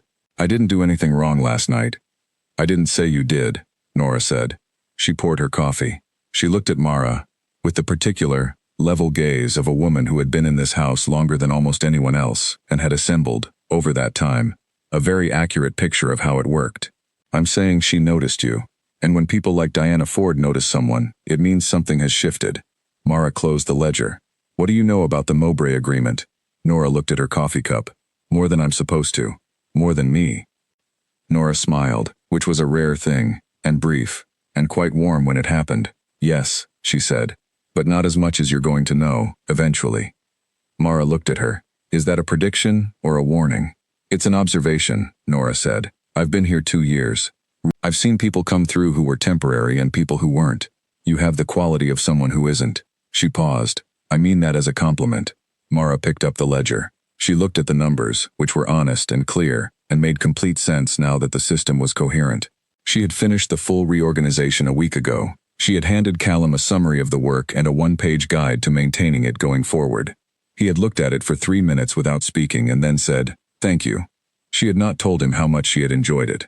She had simply said, "You're welcome." "The Mowbray territory borders this one," she said. It was not a question. "On the east side," Nora said. "The old warehouse district. There was a long dispute about it. Callum's father's time. It was settled. Officially. 5 years ago." "Officially," Mara said. "Officially," Nora agreed. She filed this. She added it to the map she had been building in her mind. Not a geographic map, though she was beginning to understand that too, but a political one. The relationships and their histories, the official agreements and their unofficial complications, The names that mattered and the names that were not yet in play but would be. She was not Pac. She kept reminding herself of this, not because she was likely to forget but because it was load-bearing information. She was an outsider, a skilled outsider, a useful one, possibly a trusted one. She was beginning to believe she was becoming trusted here, and she was careful about that belief, the way she was careful about any belief that felt good before it was fully evidenced. She was an outsider who had ended up inside something much larger than a shelter. And she was choosing to be here. She had written "I am not leaving" in her notebook 5 days ago. She had not written it again. She did not need to. It sat in her understanding of herself the way the important things always sat, quietly, certainly, without requiring repetition. What she needed now was to understand the larger picture, not because she had any intention of inserting herself into Pac politics that were not hers. She understood that clearly, understood it with the same instinct she used when she entered a new client's event venue, and understood which things she was allowed to change and which things were structural and belonged to someone else. She needed to understand it because understanding was how she was useful. Useful was how she stayed. She took the ledger back upstairs. On the way, she passed Callum coming down. They met on the second-floor landing. The hallway was narrow and they both stopped, as they did when they met on the stairs, because the landing was the part where two people could not pass without one of them adjusting. He adjusted first, stepping to the right to give her the wider side, which she had noticed he always did. "I need to ask you something," she said. "All right," he said. "The Mowbray situation, is it going to affect the house?" He looked at her. He did the processing look. "Why do you ask?" "Because Nora is watchful. Carl has been reading the same section of the newspaper 3 days in a row. Owen is quieter than usual." She paused. The house is anticipating something. He was still for a long moment. "You see everything." "I see what's in front of me," she said. "I'm asking if it's going to affect the house." He looked at the wall beside him for a moment. It was a rare gesture. He almost never looked away from a person when he was speaking to them. The looking away was information. "There's a meeting," he said. "Formal, next week. About the eastern boundary. Diana wants a renegotiation." She thought about what this meant in the context of what she knew, which was not everything but was enough to understand the shape. "Does she have grounds?" He looked back at her. "She has an argument," he said. "Whether it has grounds depends on who is at the table and what they decide." She looked at him. He looked at her. The hallway was quiet. "Who will be at the table?" she said. He was quiet for a moment. Then, "That is currently being determined." She understood that there was more to this than he was saying, and that the more was not something he was going to tell her on a stair landing on a Wednesday afternoon. She also understood, with the knowing before knowing that she had always carried, that her name was part of what was being determined. She did not say this. She filed it. She said, "All right, thank you." She went upstairs. She put the ledger on the desk. She sat down. Gerald was on the windowsill, and the morning light had shifted enough that he was in a bright full column of it, which was the best possible outcome for a succulent who had survived root binding and bad soil, and a cracked pot and a day in a duffel bag, to end up in a window like this on a good morning. She opened her notebook. She wrote, "What is being determined?" She drew a small question mark beside it, which was not something she usually did in her notebook. She recorded what she knew, not what she didn't know. But this question mark felt important to write down, to acknowledge that she was in the middle of something whose full shape she could not yet see, and to acknowledge it not with anxiety but with the patient, focused attention she brought to every problem she intended to understand. She had not eaten Nathan's betrayal passively. She had not sat with her landlord's news and spiraled. She had not stood in the empty apartment and collapsed. She had calculated, and planned, and picked up Gerald, and walked to the one shelter that was neither full nor a waiting list. She had not done any of that on purpose. Or maybe she had done all of it on purpose, in the particular way of people who make good decisions by instinct before their mind articulates the reasoning. Either way, she was here.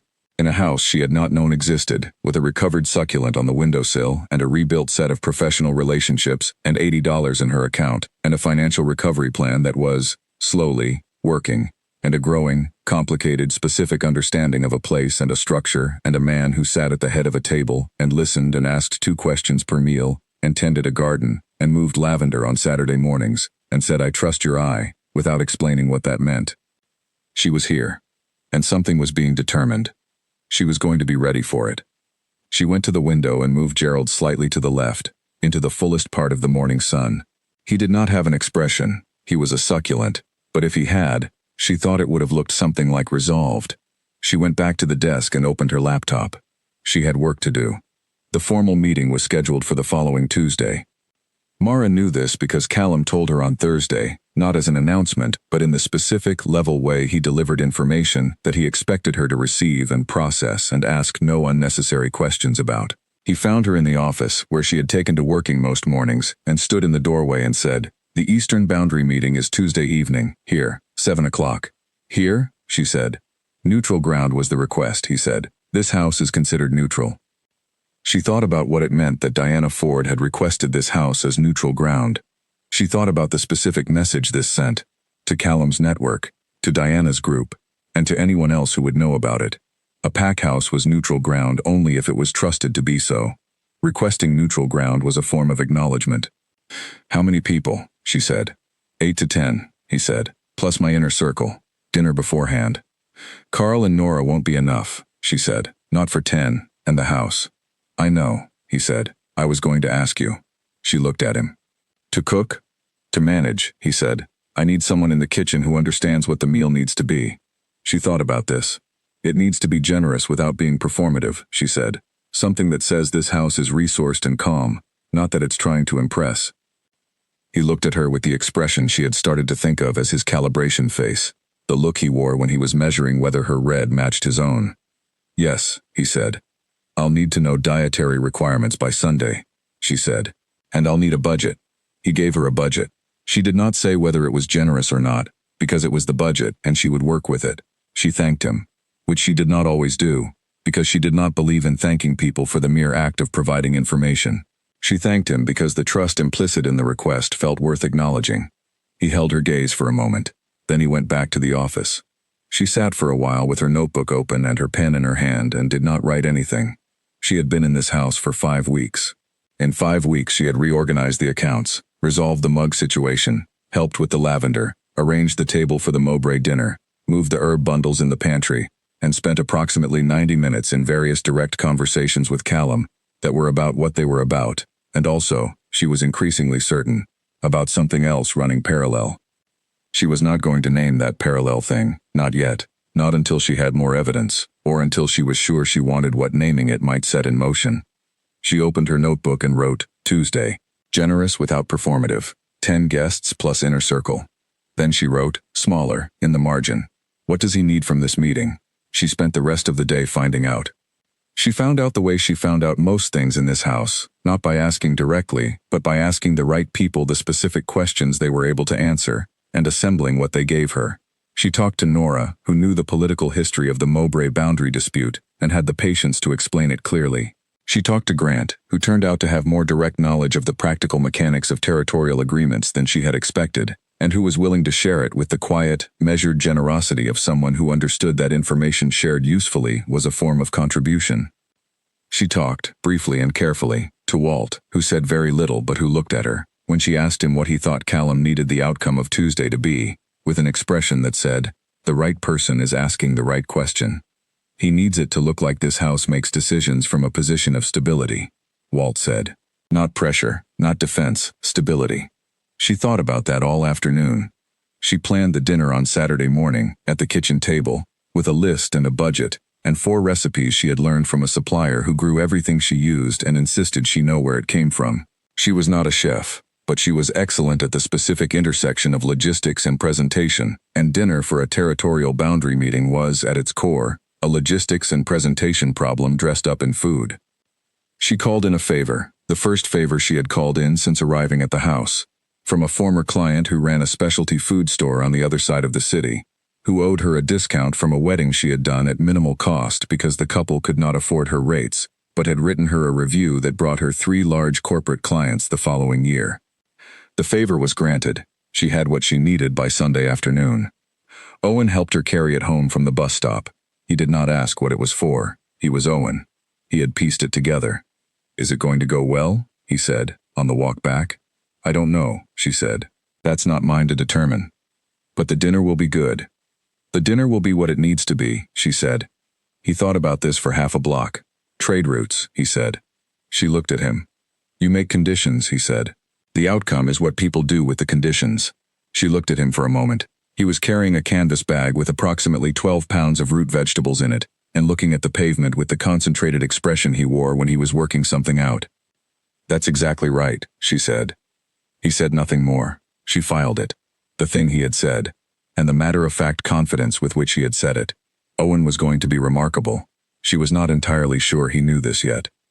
Tuesday arrived the way important days arrived, with all the same light and the same sounds as every other day, which was the weather's way of being honest about what was actually true, that the meaning of a day existed in the people moving through it, not in the day itself. Mara was in the kitchen at 5 in the morning. She did not need to be. The serious work would not begin until noon, but she needed to be in the kitchen at 5, needed the particular quiet of it, and the steam of the kettle, and the way the house sounded when it was still asleep, and she was the only one moving in it. She made tea. She stood at the window. Outside, the garden was dark but present. She could see the shapes of the raised beds, the mass of the rosemary, the neat, slightly more open space where they had moved the lavender, which was settling well. She thought about what today was. Not what she needed to do today. She knew that. She had a list. She had a timeline. She had everything organized to the level of detail that she required in order to feel that she had done her job. She thought about what today was in the larger sense, in the sense of where it sat in the picture she was assembling. She was an outsider. She was not Pac. She was a woman who had arrived at this door with $200 and a succulent, and who had, over 5 weeks, made herself useful in the specific, unrepeatable way that she was useful. She had done that without agenda. She had done it because it was what she did. She saw systems and she understood them and she made them work better, and that was not a performance, it was simply who she was. But she was not naive about what it had added up to. She was not naive about the look on Diana Ford's face when she heard that Mara had arranged the table. She was not naive about what Walt had meant when he looked at her with that expression. She was not naive about what Callum had meant when he said, "I trust your eye." She was not naive about the fact that she had been asked to manage the dinner for a territorial negotiation that was, by every measure she could apply, genuinely important. She was not naive about any of it. She also had not spent 5 weeks building something she did not mean to be part of. That was the thing she had been reluctant to say to herself, had been filing under the things she knew before she was ready to know them, and which had been pressing against the filing system for 2 weeks now with increasing force. She meant to be part of this. She did not know what that meant yet. She did not know what Callum would say, or what the pack structure would require or allow or complicate. She did not know what Diana Ford's continued interest in her meant for the picture. She did not know half of what she needed to know to understand the full shape. But she was in a house she had walked into by chance, or not by chance. There was no such thing as pure chance, only probability shaped by the decisions you make in the moments before. And she had been useful and she had been trusted, and she had begun to belong here in the bone-deep, specific way that a place belongs to you when you are not just passing through it, but genuinely contributing to what makes it what it is. She was not leaving. She put her mug in the sink. She started the preparatory work for the dinner. She was cutting herbs, the rosemary she had brought in from the garden, when Callum came into the kitchen at 6:30, earlier than usual, drawn downstairs, she suspected, by the same restlessness that had brought her here at 5. He stopped when he saw her. She looked up. She looked at him. He was dressed but not fully himself yet, the way people look in the early part of the morning when the armor of the day has not quite settled into place. She had seen him like this once before, 2 weeks ago, early on a Sunday, and had felt then the particular, unwelcome awareness that this was a person she found worth looking at, which was an observation she had filed immediately and firmly under things to examine later. Later had been accumulating. "You're early," he said. "I like this hour," she said. "The city is between things." He looked at the herbs on the cutting board. Rosemary. "For tonight, it goes in the lamb." He poured his coffee.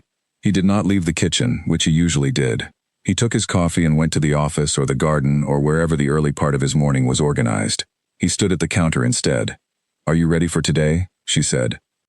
He held the coffee mug in both hands the way a person holds something warm when they are thinking rather than drinking. "Are you asking about the dinner or the meeting?" "Both," she said. He looked at the window. Outside, the garden was beginning to come out of its dark shapes as the light changed. "The meeting will be what it needs to be," he said. She looked at him. He had used her own words. She was not certain he knew he had used her own words, though she was not certain he had not. "And what does it need to be?" she said. He looked at her. His expression was the one she had not been able to name yet, the one that was not the almost smile, And not the calculation and not the processing look, but was the other thing. The thing she had filed the night of the first Mowbray dinner, the one that sat at the top of the pile. Decisive, he said, clear, from a house that knows what it is. She cut the last of the rosemary. She set the knife down. This house knows what it is, she said. He looked at her steadily. Yes, he said, it does. She went back to the cutting board. He drank his coffee. The kitchen was quiet in the early way of it. Not the empty quiet of a space without people, but the deliberate, shared quiet of two people in the same room who have agreed, without discussion, that the silence is fine. She had been in shared silences with Callum before, on the stairs, in the garden, in the hallway after the house meeting when he had said you're going to be a problem, and she had said you're welcome. Each one had been different. Each one had added something to the picture. She was building something here. She was not going to say what it was yet, but she was not going to stop building it either. The meeting lasted 3 hours. Mara was not in it.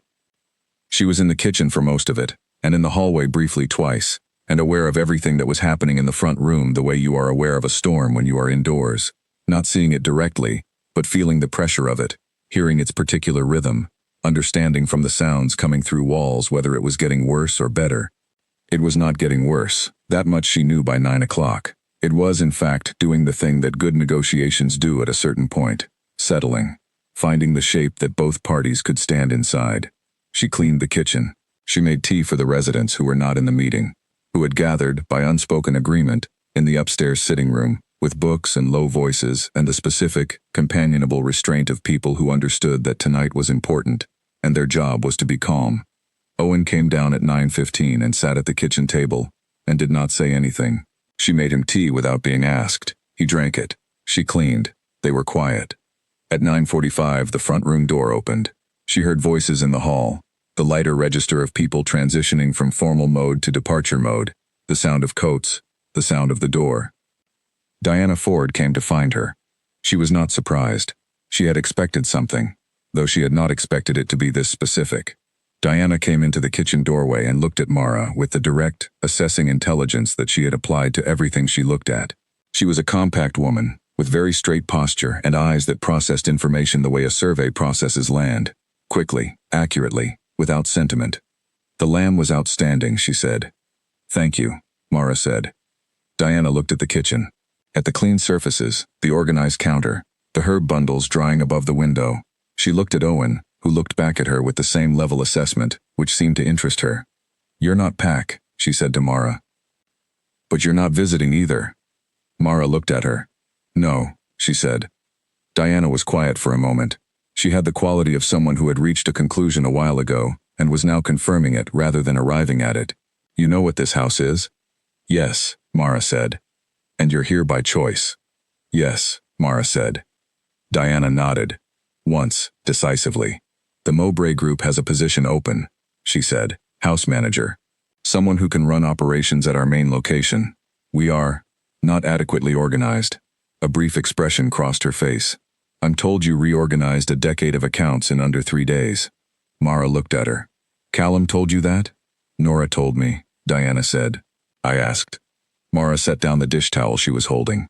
She did not say anything for a moment. She was thinking, with the precision and speed she used when a situation required a rapid assessment without appearing to be assessing rapidly. The offer was real.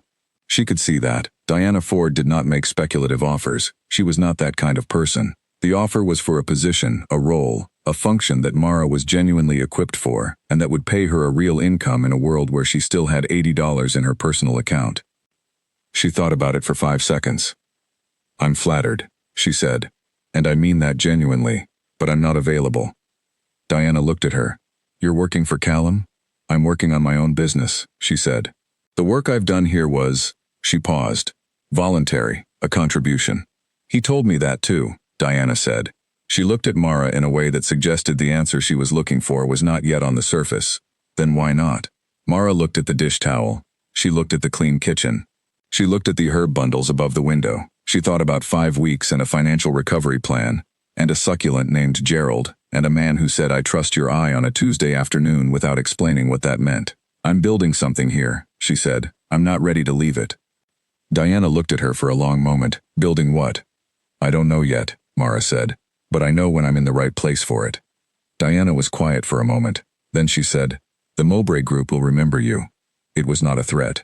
It was exactly what it sounded like, a note made, a name stored, for reasons that had not yet fully resolved. When you know what you're building. "I'll remember that," Mara said. Diana left. Mara heard her in the hallway, the sound of the front door, the night quiet moving back in after the departure.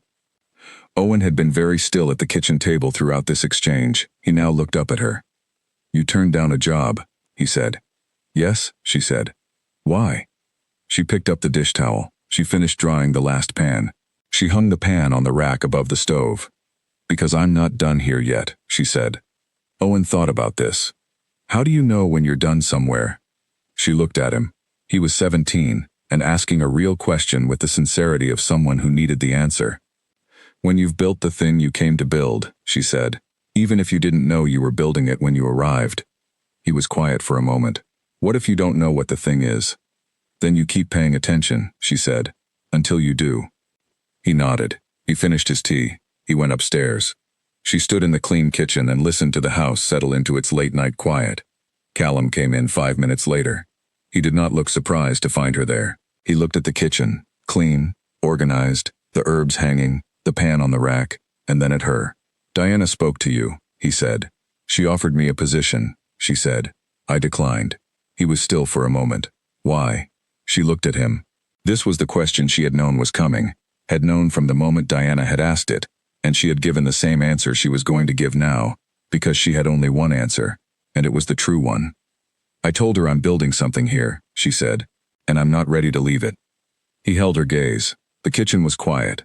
Outside, the street was the late-night version of itself, sparse, honest, the city down to its working parts. "What are you building?" he said. She looked at him. She thought about the mugs, and the accounts, and the lavender, and the dinner for 10, and the arrangement of herbs in the wide glass vessel, and the morning silences, and the loading question mark in the margin of her notebook. "I don't know yet," she said, "but I know it's here." He was quiet for a long time. Longer than his usual silences, which were long enough already. He looked at the window. He looked at the counter. He looked, finally, at her, with the expression that was not the almost smile and not the calibration, and not any of the ones she had named, but the unnamed one that sat at the top of her filing pile. "All right," he said. She put the dish towel on the rack. "Good night," she said. "Good night," he said. She went upstairs. She sat at the desk. She looked at Gerald, who was very much alive. She opened her notebook. She looked at what she had written, what is being determined. She crossed out the question mark. She wrote, underneath it, "Me." She closed the notebook. She went to bed. She did not sleep immediately. She lay in the dark and listened to the house, which had been through something today and was settling, the way a house settles after a large effort, the small sounds of it releasing, adjusting, returning to its own texture. She thought about what she had told Diana, about what she had told Owen, about the answer she had given to Callum, which was the same answer she had given everyone tonight, which was the truth, which was that she did not know yet what she was building, but she knew it was here. She had not been in a place and known it was the right place since she was 8 years old. At 8 years old, she had been in a house in a different city with her mother, a house that had the particular quality she had looked for in every space since, the quality she had almost named, the one she had been building toward every time she painted a wall or sewed curtains or put succulents on a windowsill, of being held, of being inside something that had walls and intentions both.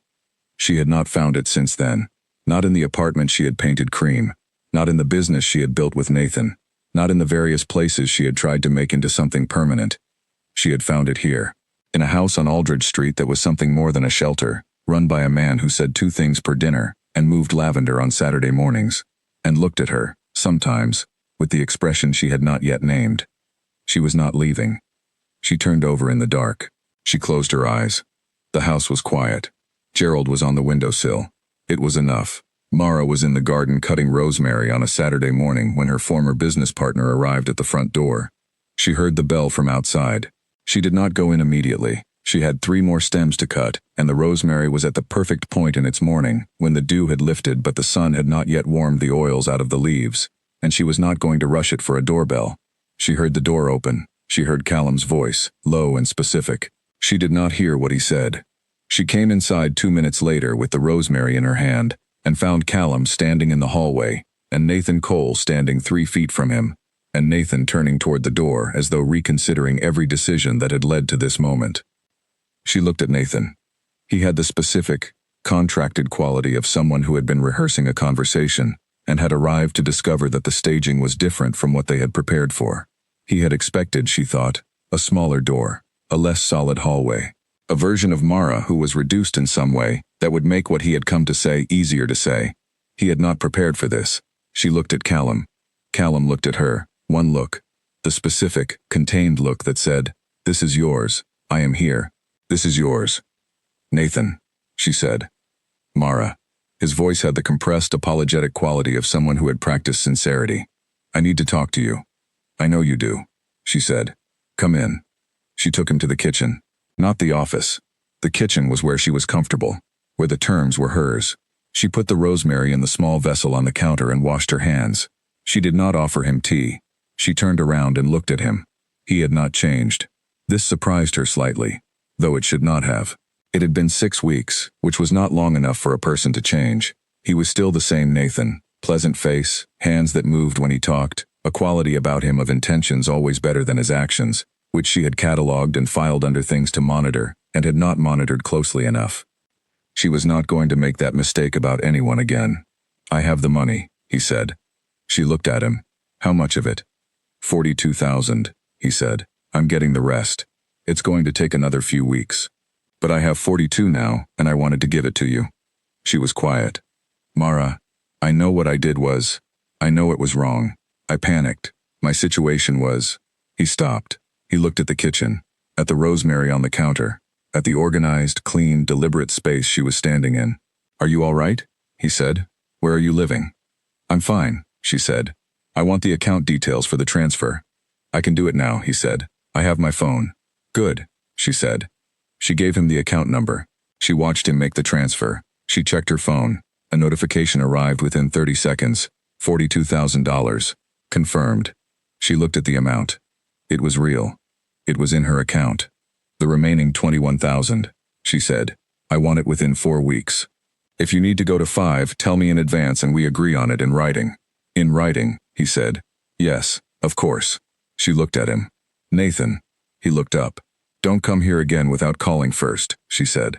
He looked at the kitchen. He looked at her. He looked at the hallway beyond the kitchen door, where she suspected Callum was not standing, but where Nathan was clearly imagining someone standing. "All right," he said. He left. She stood in the kitchen for a moment. She looked at the account notification on her phone, $42,000. The number sat there, real and confirmed, and she felt something that was not quite relief and not quite satisfaction, but was the specific, quiet emotion that comes when something you have been holding at a specific tension is resolved, like a rope going slack, like a held breath released. She looked at her hands. They were steady. She went to find Callum. He was in the office. The door was open. He was not on the phone or at the computer. He was standing at the window with his coffee, looking at the garden. She stood in the doorway. "He gave me 42,000, she said. "The rest in 4 weeks. Callum turned. He looked at her. "Are you all right?" he said. It was the same question Nathan had asked. It was a completely different question. "Yes," she said. And then, he asked if I was all right. I told him I was fine. Callum looked at her. "You said it differently to me," he said. She thought about that. "I am differently to you," she said. He was very still for a moment. Outside the window, the garden was doing what it did in late morning, going into its full, warm, working version of itself, the light past the angle of the buildings and falling clear and direct across the raised beds. "Sit down," he said. She sat in the chair by the desk. He sat on the edge of the desk itself, not behind it, on the edge of it, which changed the geometry of the room into something less formal and more true. "Tell me about the money," he said. "Not the amount, the weight of it." She looked at him. It was an unusual question. It was, she thought, a very specific question from a man who understood that money was never only money. "It was mine," she said. "I built it. I earned it. Every contract, every late night in a cold storage unit pulling inventory, every client I kept when they were difficult because they were worth keeping." She paused. He took something I had made, and then I had to watch him live in his life while I was standing in my empty apartment with a duffel bag. Callum was quiet. He was listening with the full attention that she had come to understand was one of the most specific things about him, that when he listened, he was entirely there for it.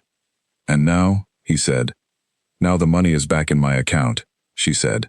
"And I'm sitting in your office, and those two things are both true at the same time, and I don't know what to do with that."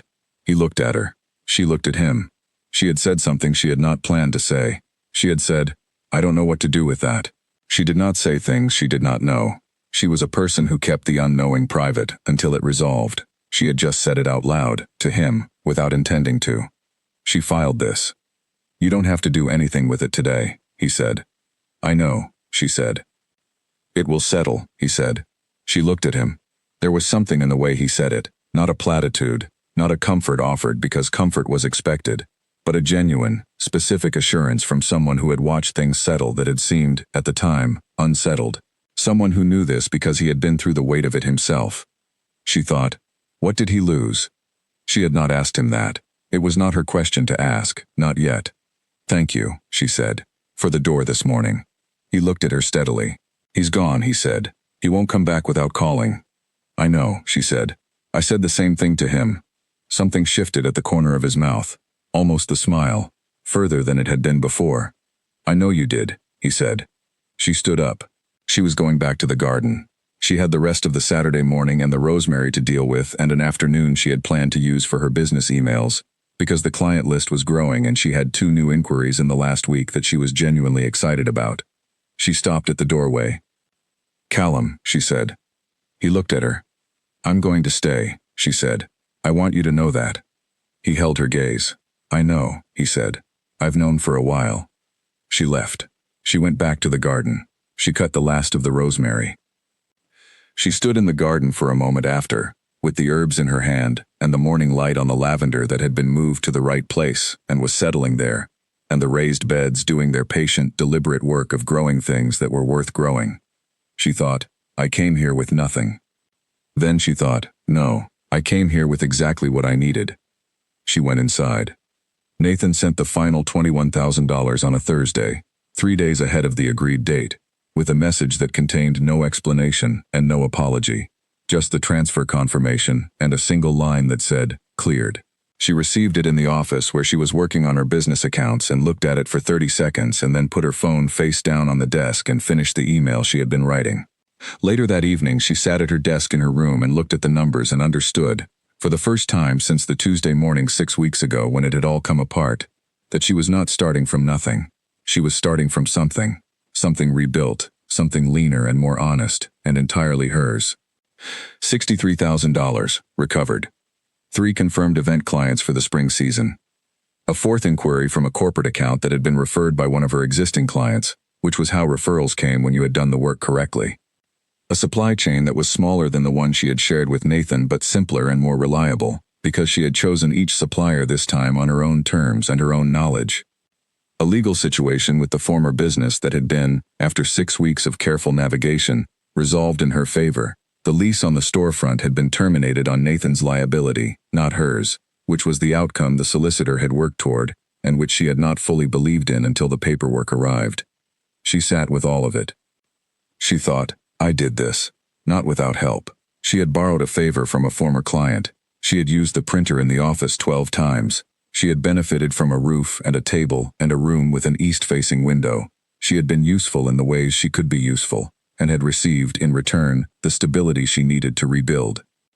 But the rebuilding itself had been hers. Every email, every call, every decision about which clients to pursue and which to let go, every line in the recovery plan she had drafted in a notebook at a desk in a house she had arrived at with $200 and a succulent. She opened her notebook. She looked at the first column, things I can control. She added, I did this. She drew a small star beside it. Downstairs, dinner was happening at its usual 7 o'clock. She could hear the particular sounds of it. Carl's voice, Nora's laugh, the sound of a chair being adjusted, the domestic, specific music of people at a table sharing a meal they had not had to earn alone. She closed the notebook. She went down. The table was full. All 7 residents, plus Callum at the head. He looked up when she came in. He did not say anything. She sat down and accepted the bowl that Owen passed her with the easy familiarity of people who have been passing things to each other long enough that it has become a reflex. Eliza asked about her business. She answered honestly and in detail, which she would not have done 2 weeks ago. 2 weeks ago she had still been holding the recovery close to herself, not ready for it to be a conversation. Tonight she told them about the spring clients and the corporate inquiry and the supply chain and the legal resolution. And the table listened with the particular warmth of people who have been nearby for a thing and are glad to see it resolve. You built that fast, Petra said. I built it carefully, Mara said. Fast and carefully are different things. Petra thought about this. But it is fast. 6 weeks, Mara said. I've had longer setbacks. Owen looked at her across the table. She looked back at him. He had the expression of someone who is not surprised but is paying attention. After dinner she helped clear. She made tea. She was standing at the counter with her mug when Callum came into the kitchen. She looked at him. He looked at her. The money came through, she said. I know, he said. Nora told me. She looked at her tea. I want to pay rent, she said. Properly. For the room. Retroactive from week 2, when I started being useful. I'll need to know the rate. He looked at her for a moment. Residents aren't charged rent. I know, she said. I'm not staying as a resident. I'd like to stay as... She paused. She did not have a word for what she was. She had been building toward a word for what she was, and it kept eluding her, or she kept letting it elude her, which was not the same thing. As what? He said. She looked at him directly. He looked back. The kitchen was quiet. As someone who belongs here, she said. The word she had been avoiding was there now, in the air between them, not the word she had expected, but perhaps the most accurate one she had. He was quiet for a long time, the kind of quiet that is not absence of response but is itself a response. The rate, he said finally, is whatever you can afford without stretching what you're rebuilding. She looked at him. That's not a number. It's a principle, he said. The number follows the principle. She held her tea in both hands. She thought about principles and numbers and the particular way this man organized the world, not by the explicit terms of things but by the underlying logic, the thing that made the terms make sense. All right, she said. He looked at the garden window, which was dark now, the evening outside pressing close. The spring planting, he said. I could use help deciding what to put in the east bed. She looked at him. You're asking me to plan the garden. I'm asking your opinion, he said. You know plants. I know cut flowers and dried arrangements, she said. That's not the same as garden planning. Close enough, he said. She looked at the dark window. She thought about the east bed, which she had walked past every day for 6 weeks and had ideas about, specific and practical ideas that she had not shared because they were not hers to share, not yet. Lavender and rosemary along the back, she said. Something that fixes the soil in the middle, clover, or if you want more visual interest, borage. The front edge for annuals, things you can change by season. He was quiet. That's what I'd do, she said. It's not a plan. It's an opinion. It's a good opinion, he said. She looked at him. He was looking at the dark window again.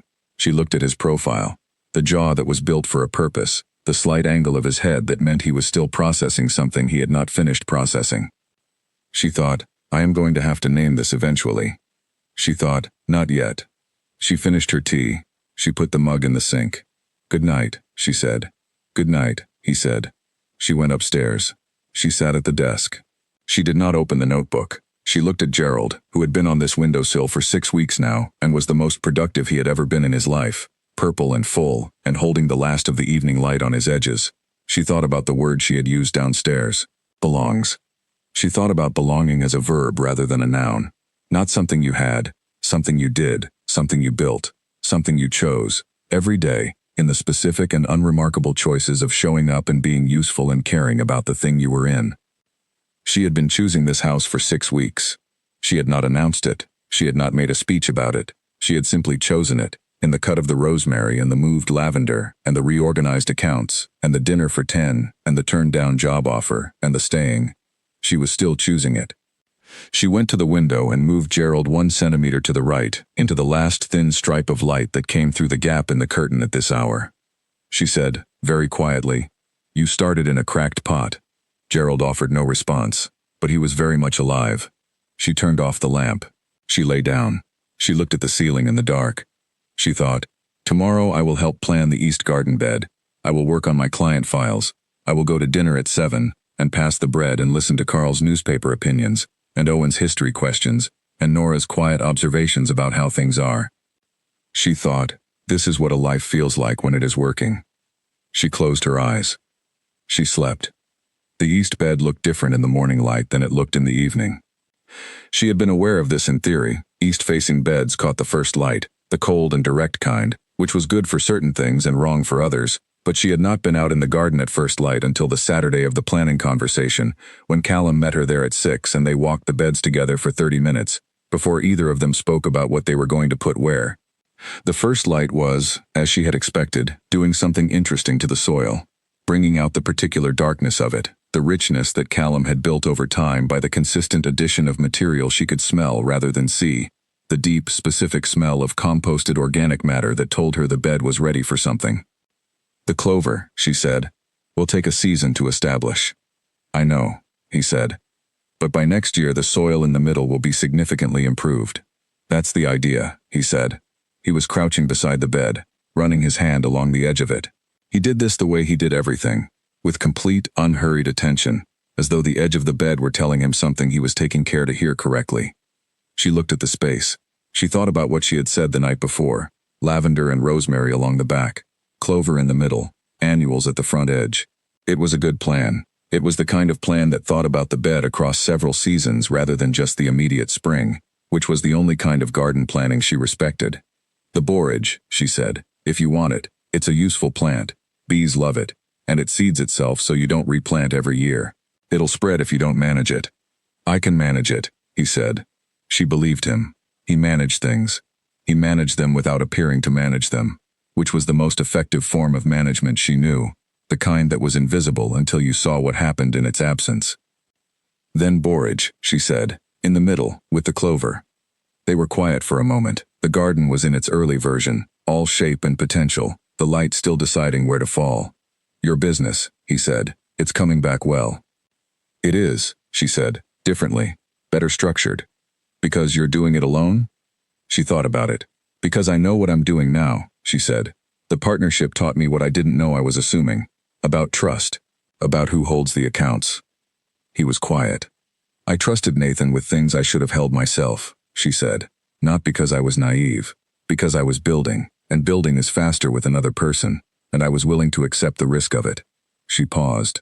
I won't accept that particular risk again. He looked at the bed. Some risks are worth repeating. She looked at him. Which ones? He looked up. The light was on his face now. The east light. The specific and honest kind that showed things clearly. He looked at her the way he rarely looked at her. Directly. Without the processing distance. Without the calibration. The ones where you know what you're risking and you decide the thing is worth it, he said. She held his gaze. She had been filing things for 8 weeks. She had been watching and understanding and building her picture with the patient attention she applied to all things she intended to understand before she moved in them. She had a very complete picture now. She said, I know what I'm risking. He was still. I know what this is, she said. I know it's complicated. I know I'm not Pac. I know the Mowbray situation has outcomes I can't predict, and that my being here, whatever my being here is, changes things that you probably need to think carefully about. He was watching her, very still. I also know, she said, that I turned down a job, and I told Diana Ford I was building something here, and I meant it, and that is not going to change, because the thing I'm building is harder than a set of accounts or a reorganized spice rack. He looked at her for a long time. The garden was fully in the morning now, the light no longer cold and deciding but warm and settled, the lavender catching it, the rosemary, the borage that would be planted in the middle by spring. No, he said, it's not. She looked at him. He stood up from the edge of the bed. He was taller than her, as he always was, and she was close enough to him now that the height registered differently than it did across a table or in a hallway. The Mowbray situation, he said, resolved well. Diana has what she needed from Tuesday. The eastern boundary is settled. She filed this.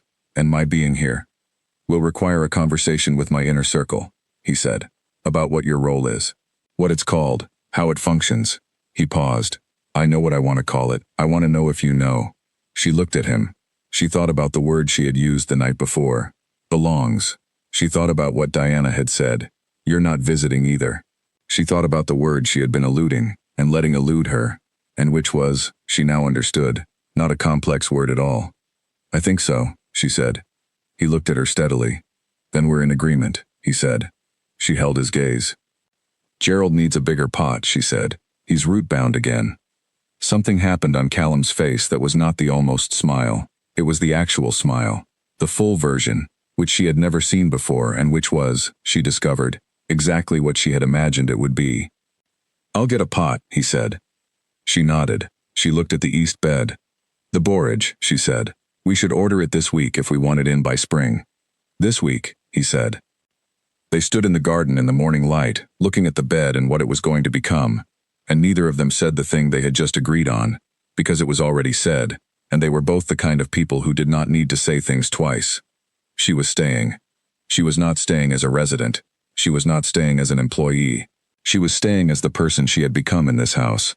Over 8 weeks of showing up and being useful and making decisions and planting gardens and turning down jobs and passing the bread at 7 o'clock and saying you're welcome to a man who had not yet learned how to say thank you out loud, but who moved lavender on Saturday mornings and gave her access to everything, and said I trust your eye, and meant every word of it. She was staying. The house behind them was waking up. She could hear it. The first movements of it. The kettle. The sound of the third-floor bathroom. The particular quiet rearrangement that happened in a house every morning when the night version of it gave way to the day. She went inside. She made tea. She stood at the kitchen window with her mug and looked at the garden and at Callum, who was still out there, crouching at the edge of the east bed again, doing the thing where he listened to what it was telling him. He looked up and saw her through the glass. She raised her mug, not a wave, just an acknowledgement. He looked at her for a moment. Then he looked back at the bed. She drank her tea. Nora came downstairs and said good morning and made her coffee. Carl arrived with his newspaper. Owen came down with the history paper he was working on, version 3, which was already better than version 2 in ways she could see from across the table. Callum came in at 6:45, which was earlier than usual. He poured his coffee. He sat at the table. He looked at the household settling into its morning version of itself. He looked at Mara. "The borage," he said. "Order it today." "I will," she said. Owen looked between them. He looked back at his history paper. He was, Mara thought, going to be remarkable. She was going to be there to see it. Gerald was in the throne room window on a Tuesday in late March, catching the morning light on his purple edges, looking out over the street below with the serene, unhurried expression of a plant who had survived every adverse condition and had ended up somewhere good. Nobody had put him there. Nobody would have dared. He had arrived there over 3 weeks, moved incrementally, one window at a time, as Mara had moved through the house in the same incremental, purposeful way. First the third-floor window. Then, when the accounts were finished and the kitchen reorganized and the east bed planned, the second-floor landing window, where the light was better for his stage of growth. And then, on a Monday morning when Callum had opened the front room, the largest room in the house, the one with the fireplace and the window that looked over the whole street, and said, "This room gets more morning light than anywhere." She had carried Gerald down 2 flights of stairs and put him on the wide stone sill of the window that faced east and south both, where the morning light came in at an angle that was, for a succulent at this stage of his life, ideal. The front room was where the territorial meetings happened, where the household assembled for the formal occasions that required the full weight of the house behind them, where the Mowbray group had sat at the table and looked at the centerpiece and at Mara and made their assessments. Gerald was now in the window of that room. He had the best light in the house. This was not an accident. Nothing Mara did was an accident. But she would not have said she planned it either. She had followed the logic of it. The sun's logic, the plant's needs, the available windows, and the logic had led here, the way logic did when you paid enough attention to it. She was standing in the front room on this particular Tuesday morning, not because of Gerald, but because she had a meeting. The meeting was with Callum's inner circle, which she now knew by name, and by function, and by the specific way each person in it understood their role. There was Declan, who was sharp and quiet and thought 3 steps ahead of most conversations. Claire, who had arrived the night of the Mowbray dinner and who turned out to be one of Callum's most trusted people, a woman whose assessments were brief and accurate and were given exactly the weight they deserved, and Grant, whom she had known since her first week and had understood from the beginning was more than he appeared. Walt was there too. Walt, who had said very little across 9 weeks, and who sat now with the same contained quality as always, and looked at her, with the look she had first read on the Tuesday of the Mowbray dinner, the right person asking the right question. Callum was at the head of the table. She was at the other end. She had not been asked to sit there. She had sat down, and no one had said anything, and she had understood after a moment that no one was going to say anything, because this was where she sat now, or was going to sit, which in this household amounted to the same thing. "You know why we're here," Callum said. She looked at the people at the table. "I think so," she said. "But I'd like to hear it from you." He held her gaze. "You're not Pack," he said. "You came to this house through the shelter system. You have no claim on this territory by bloodline or by history." He paused. "But you have been here 9 weeks.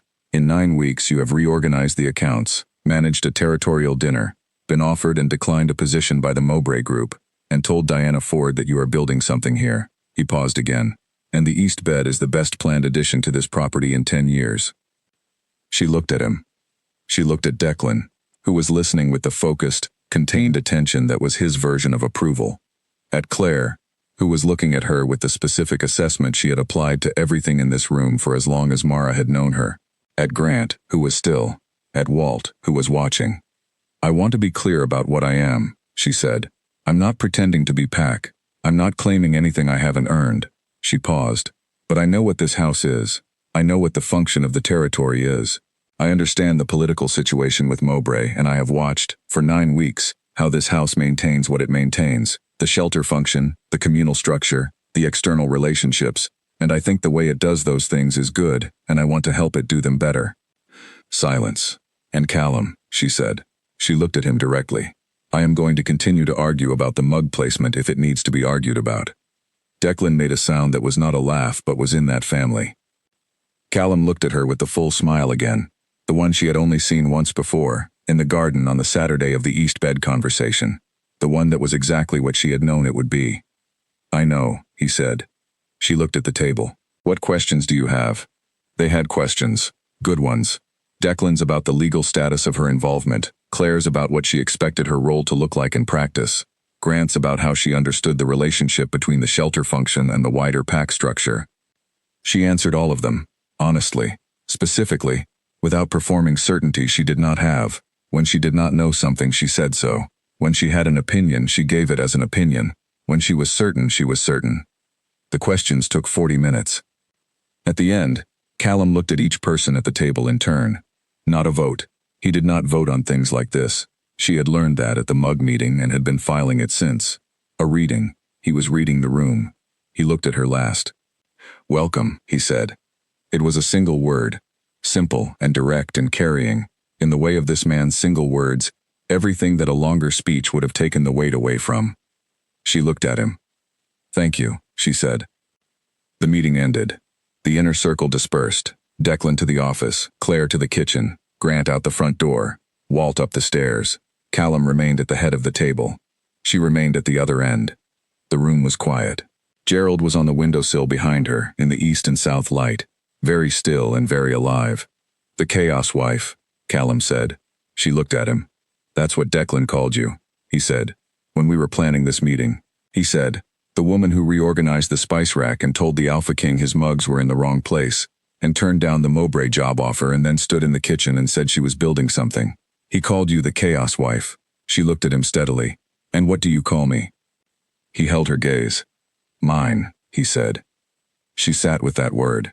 It was the most specific word she had heard from him, which was the way it had to be from a man who said 2 things per dinner, and moved lavender on Saturday mornings, and gave access to everything, and meant every word he said. "All right," she said.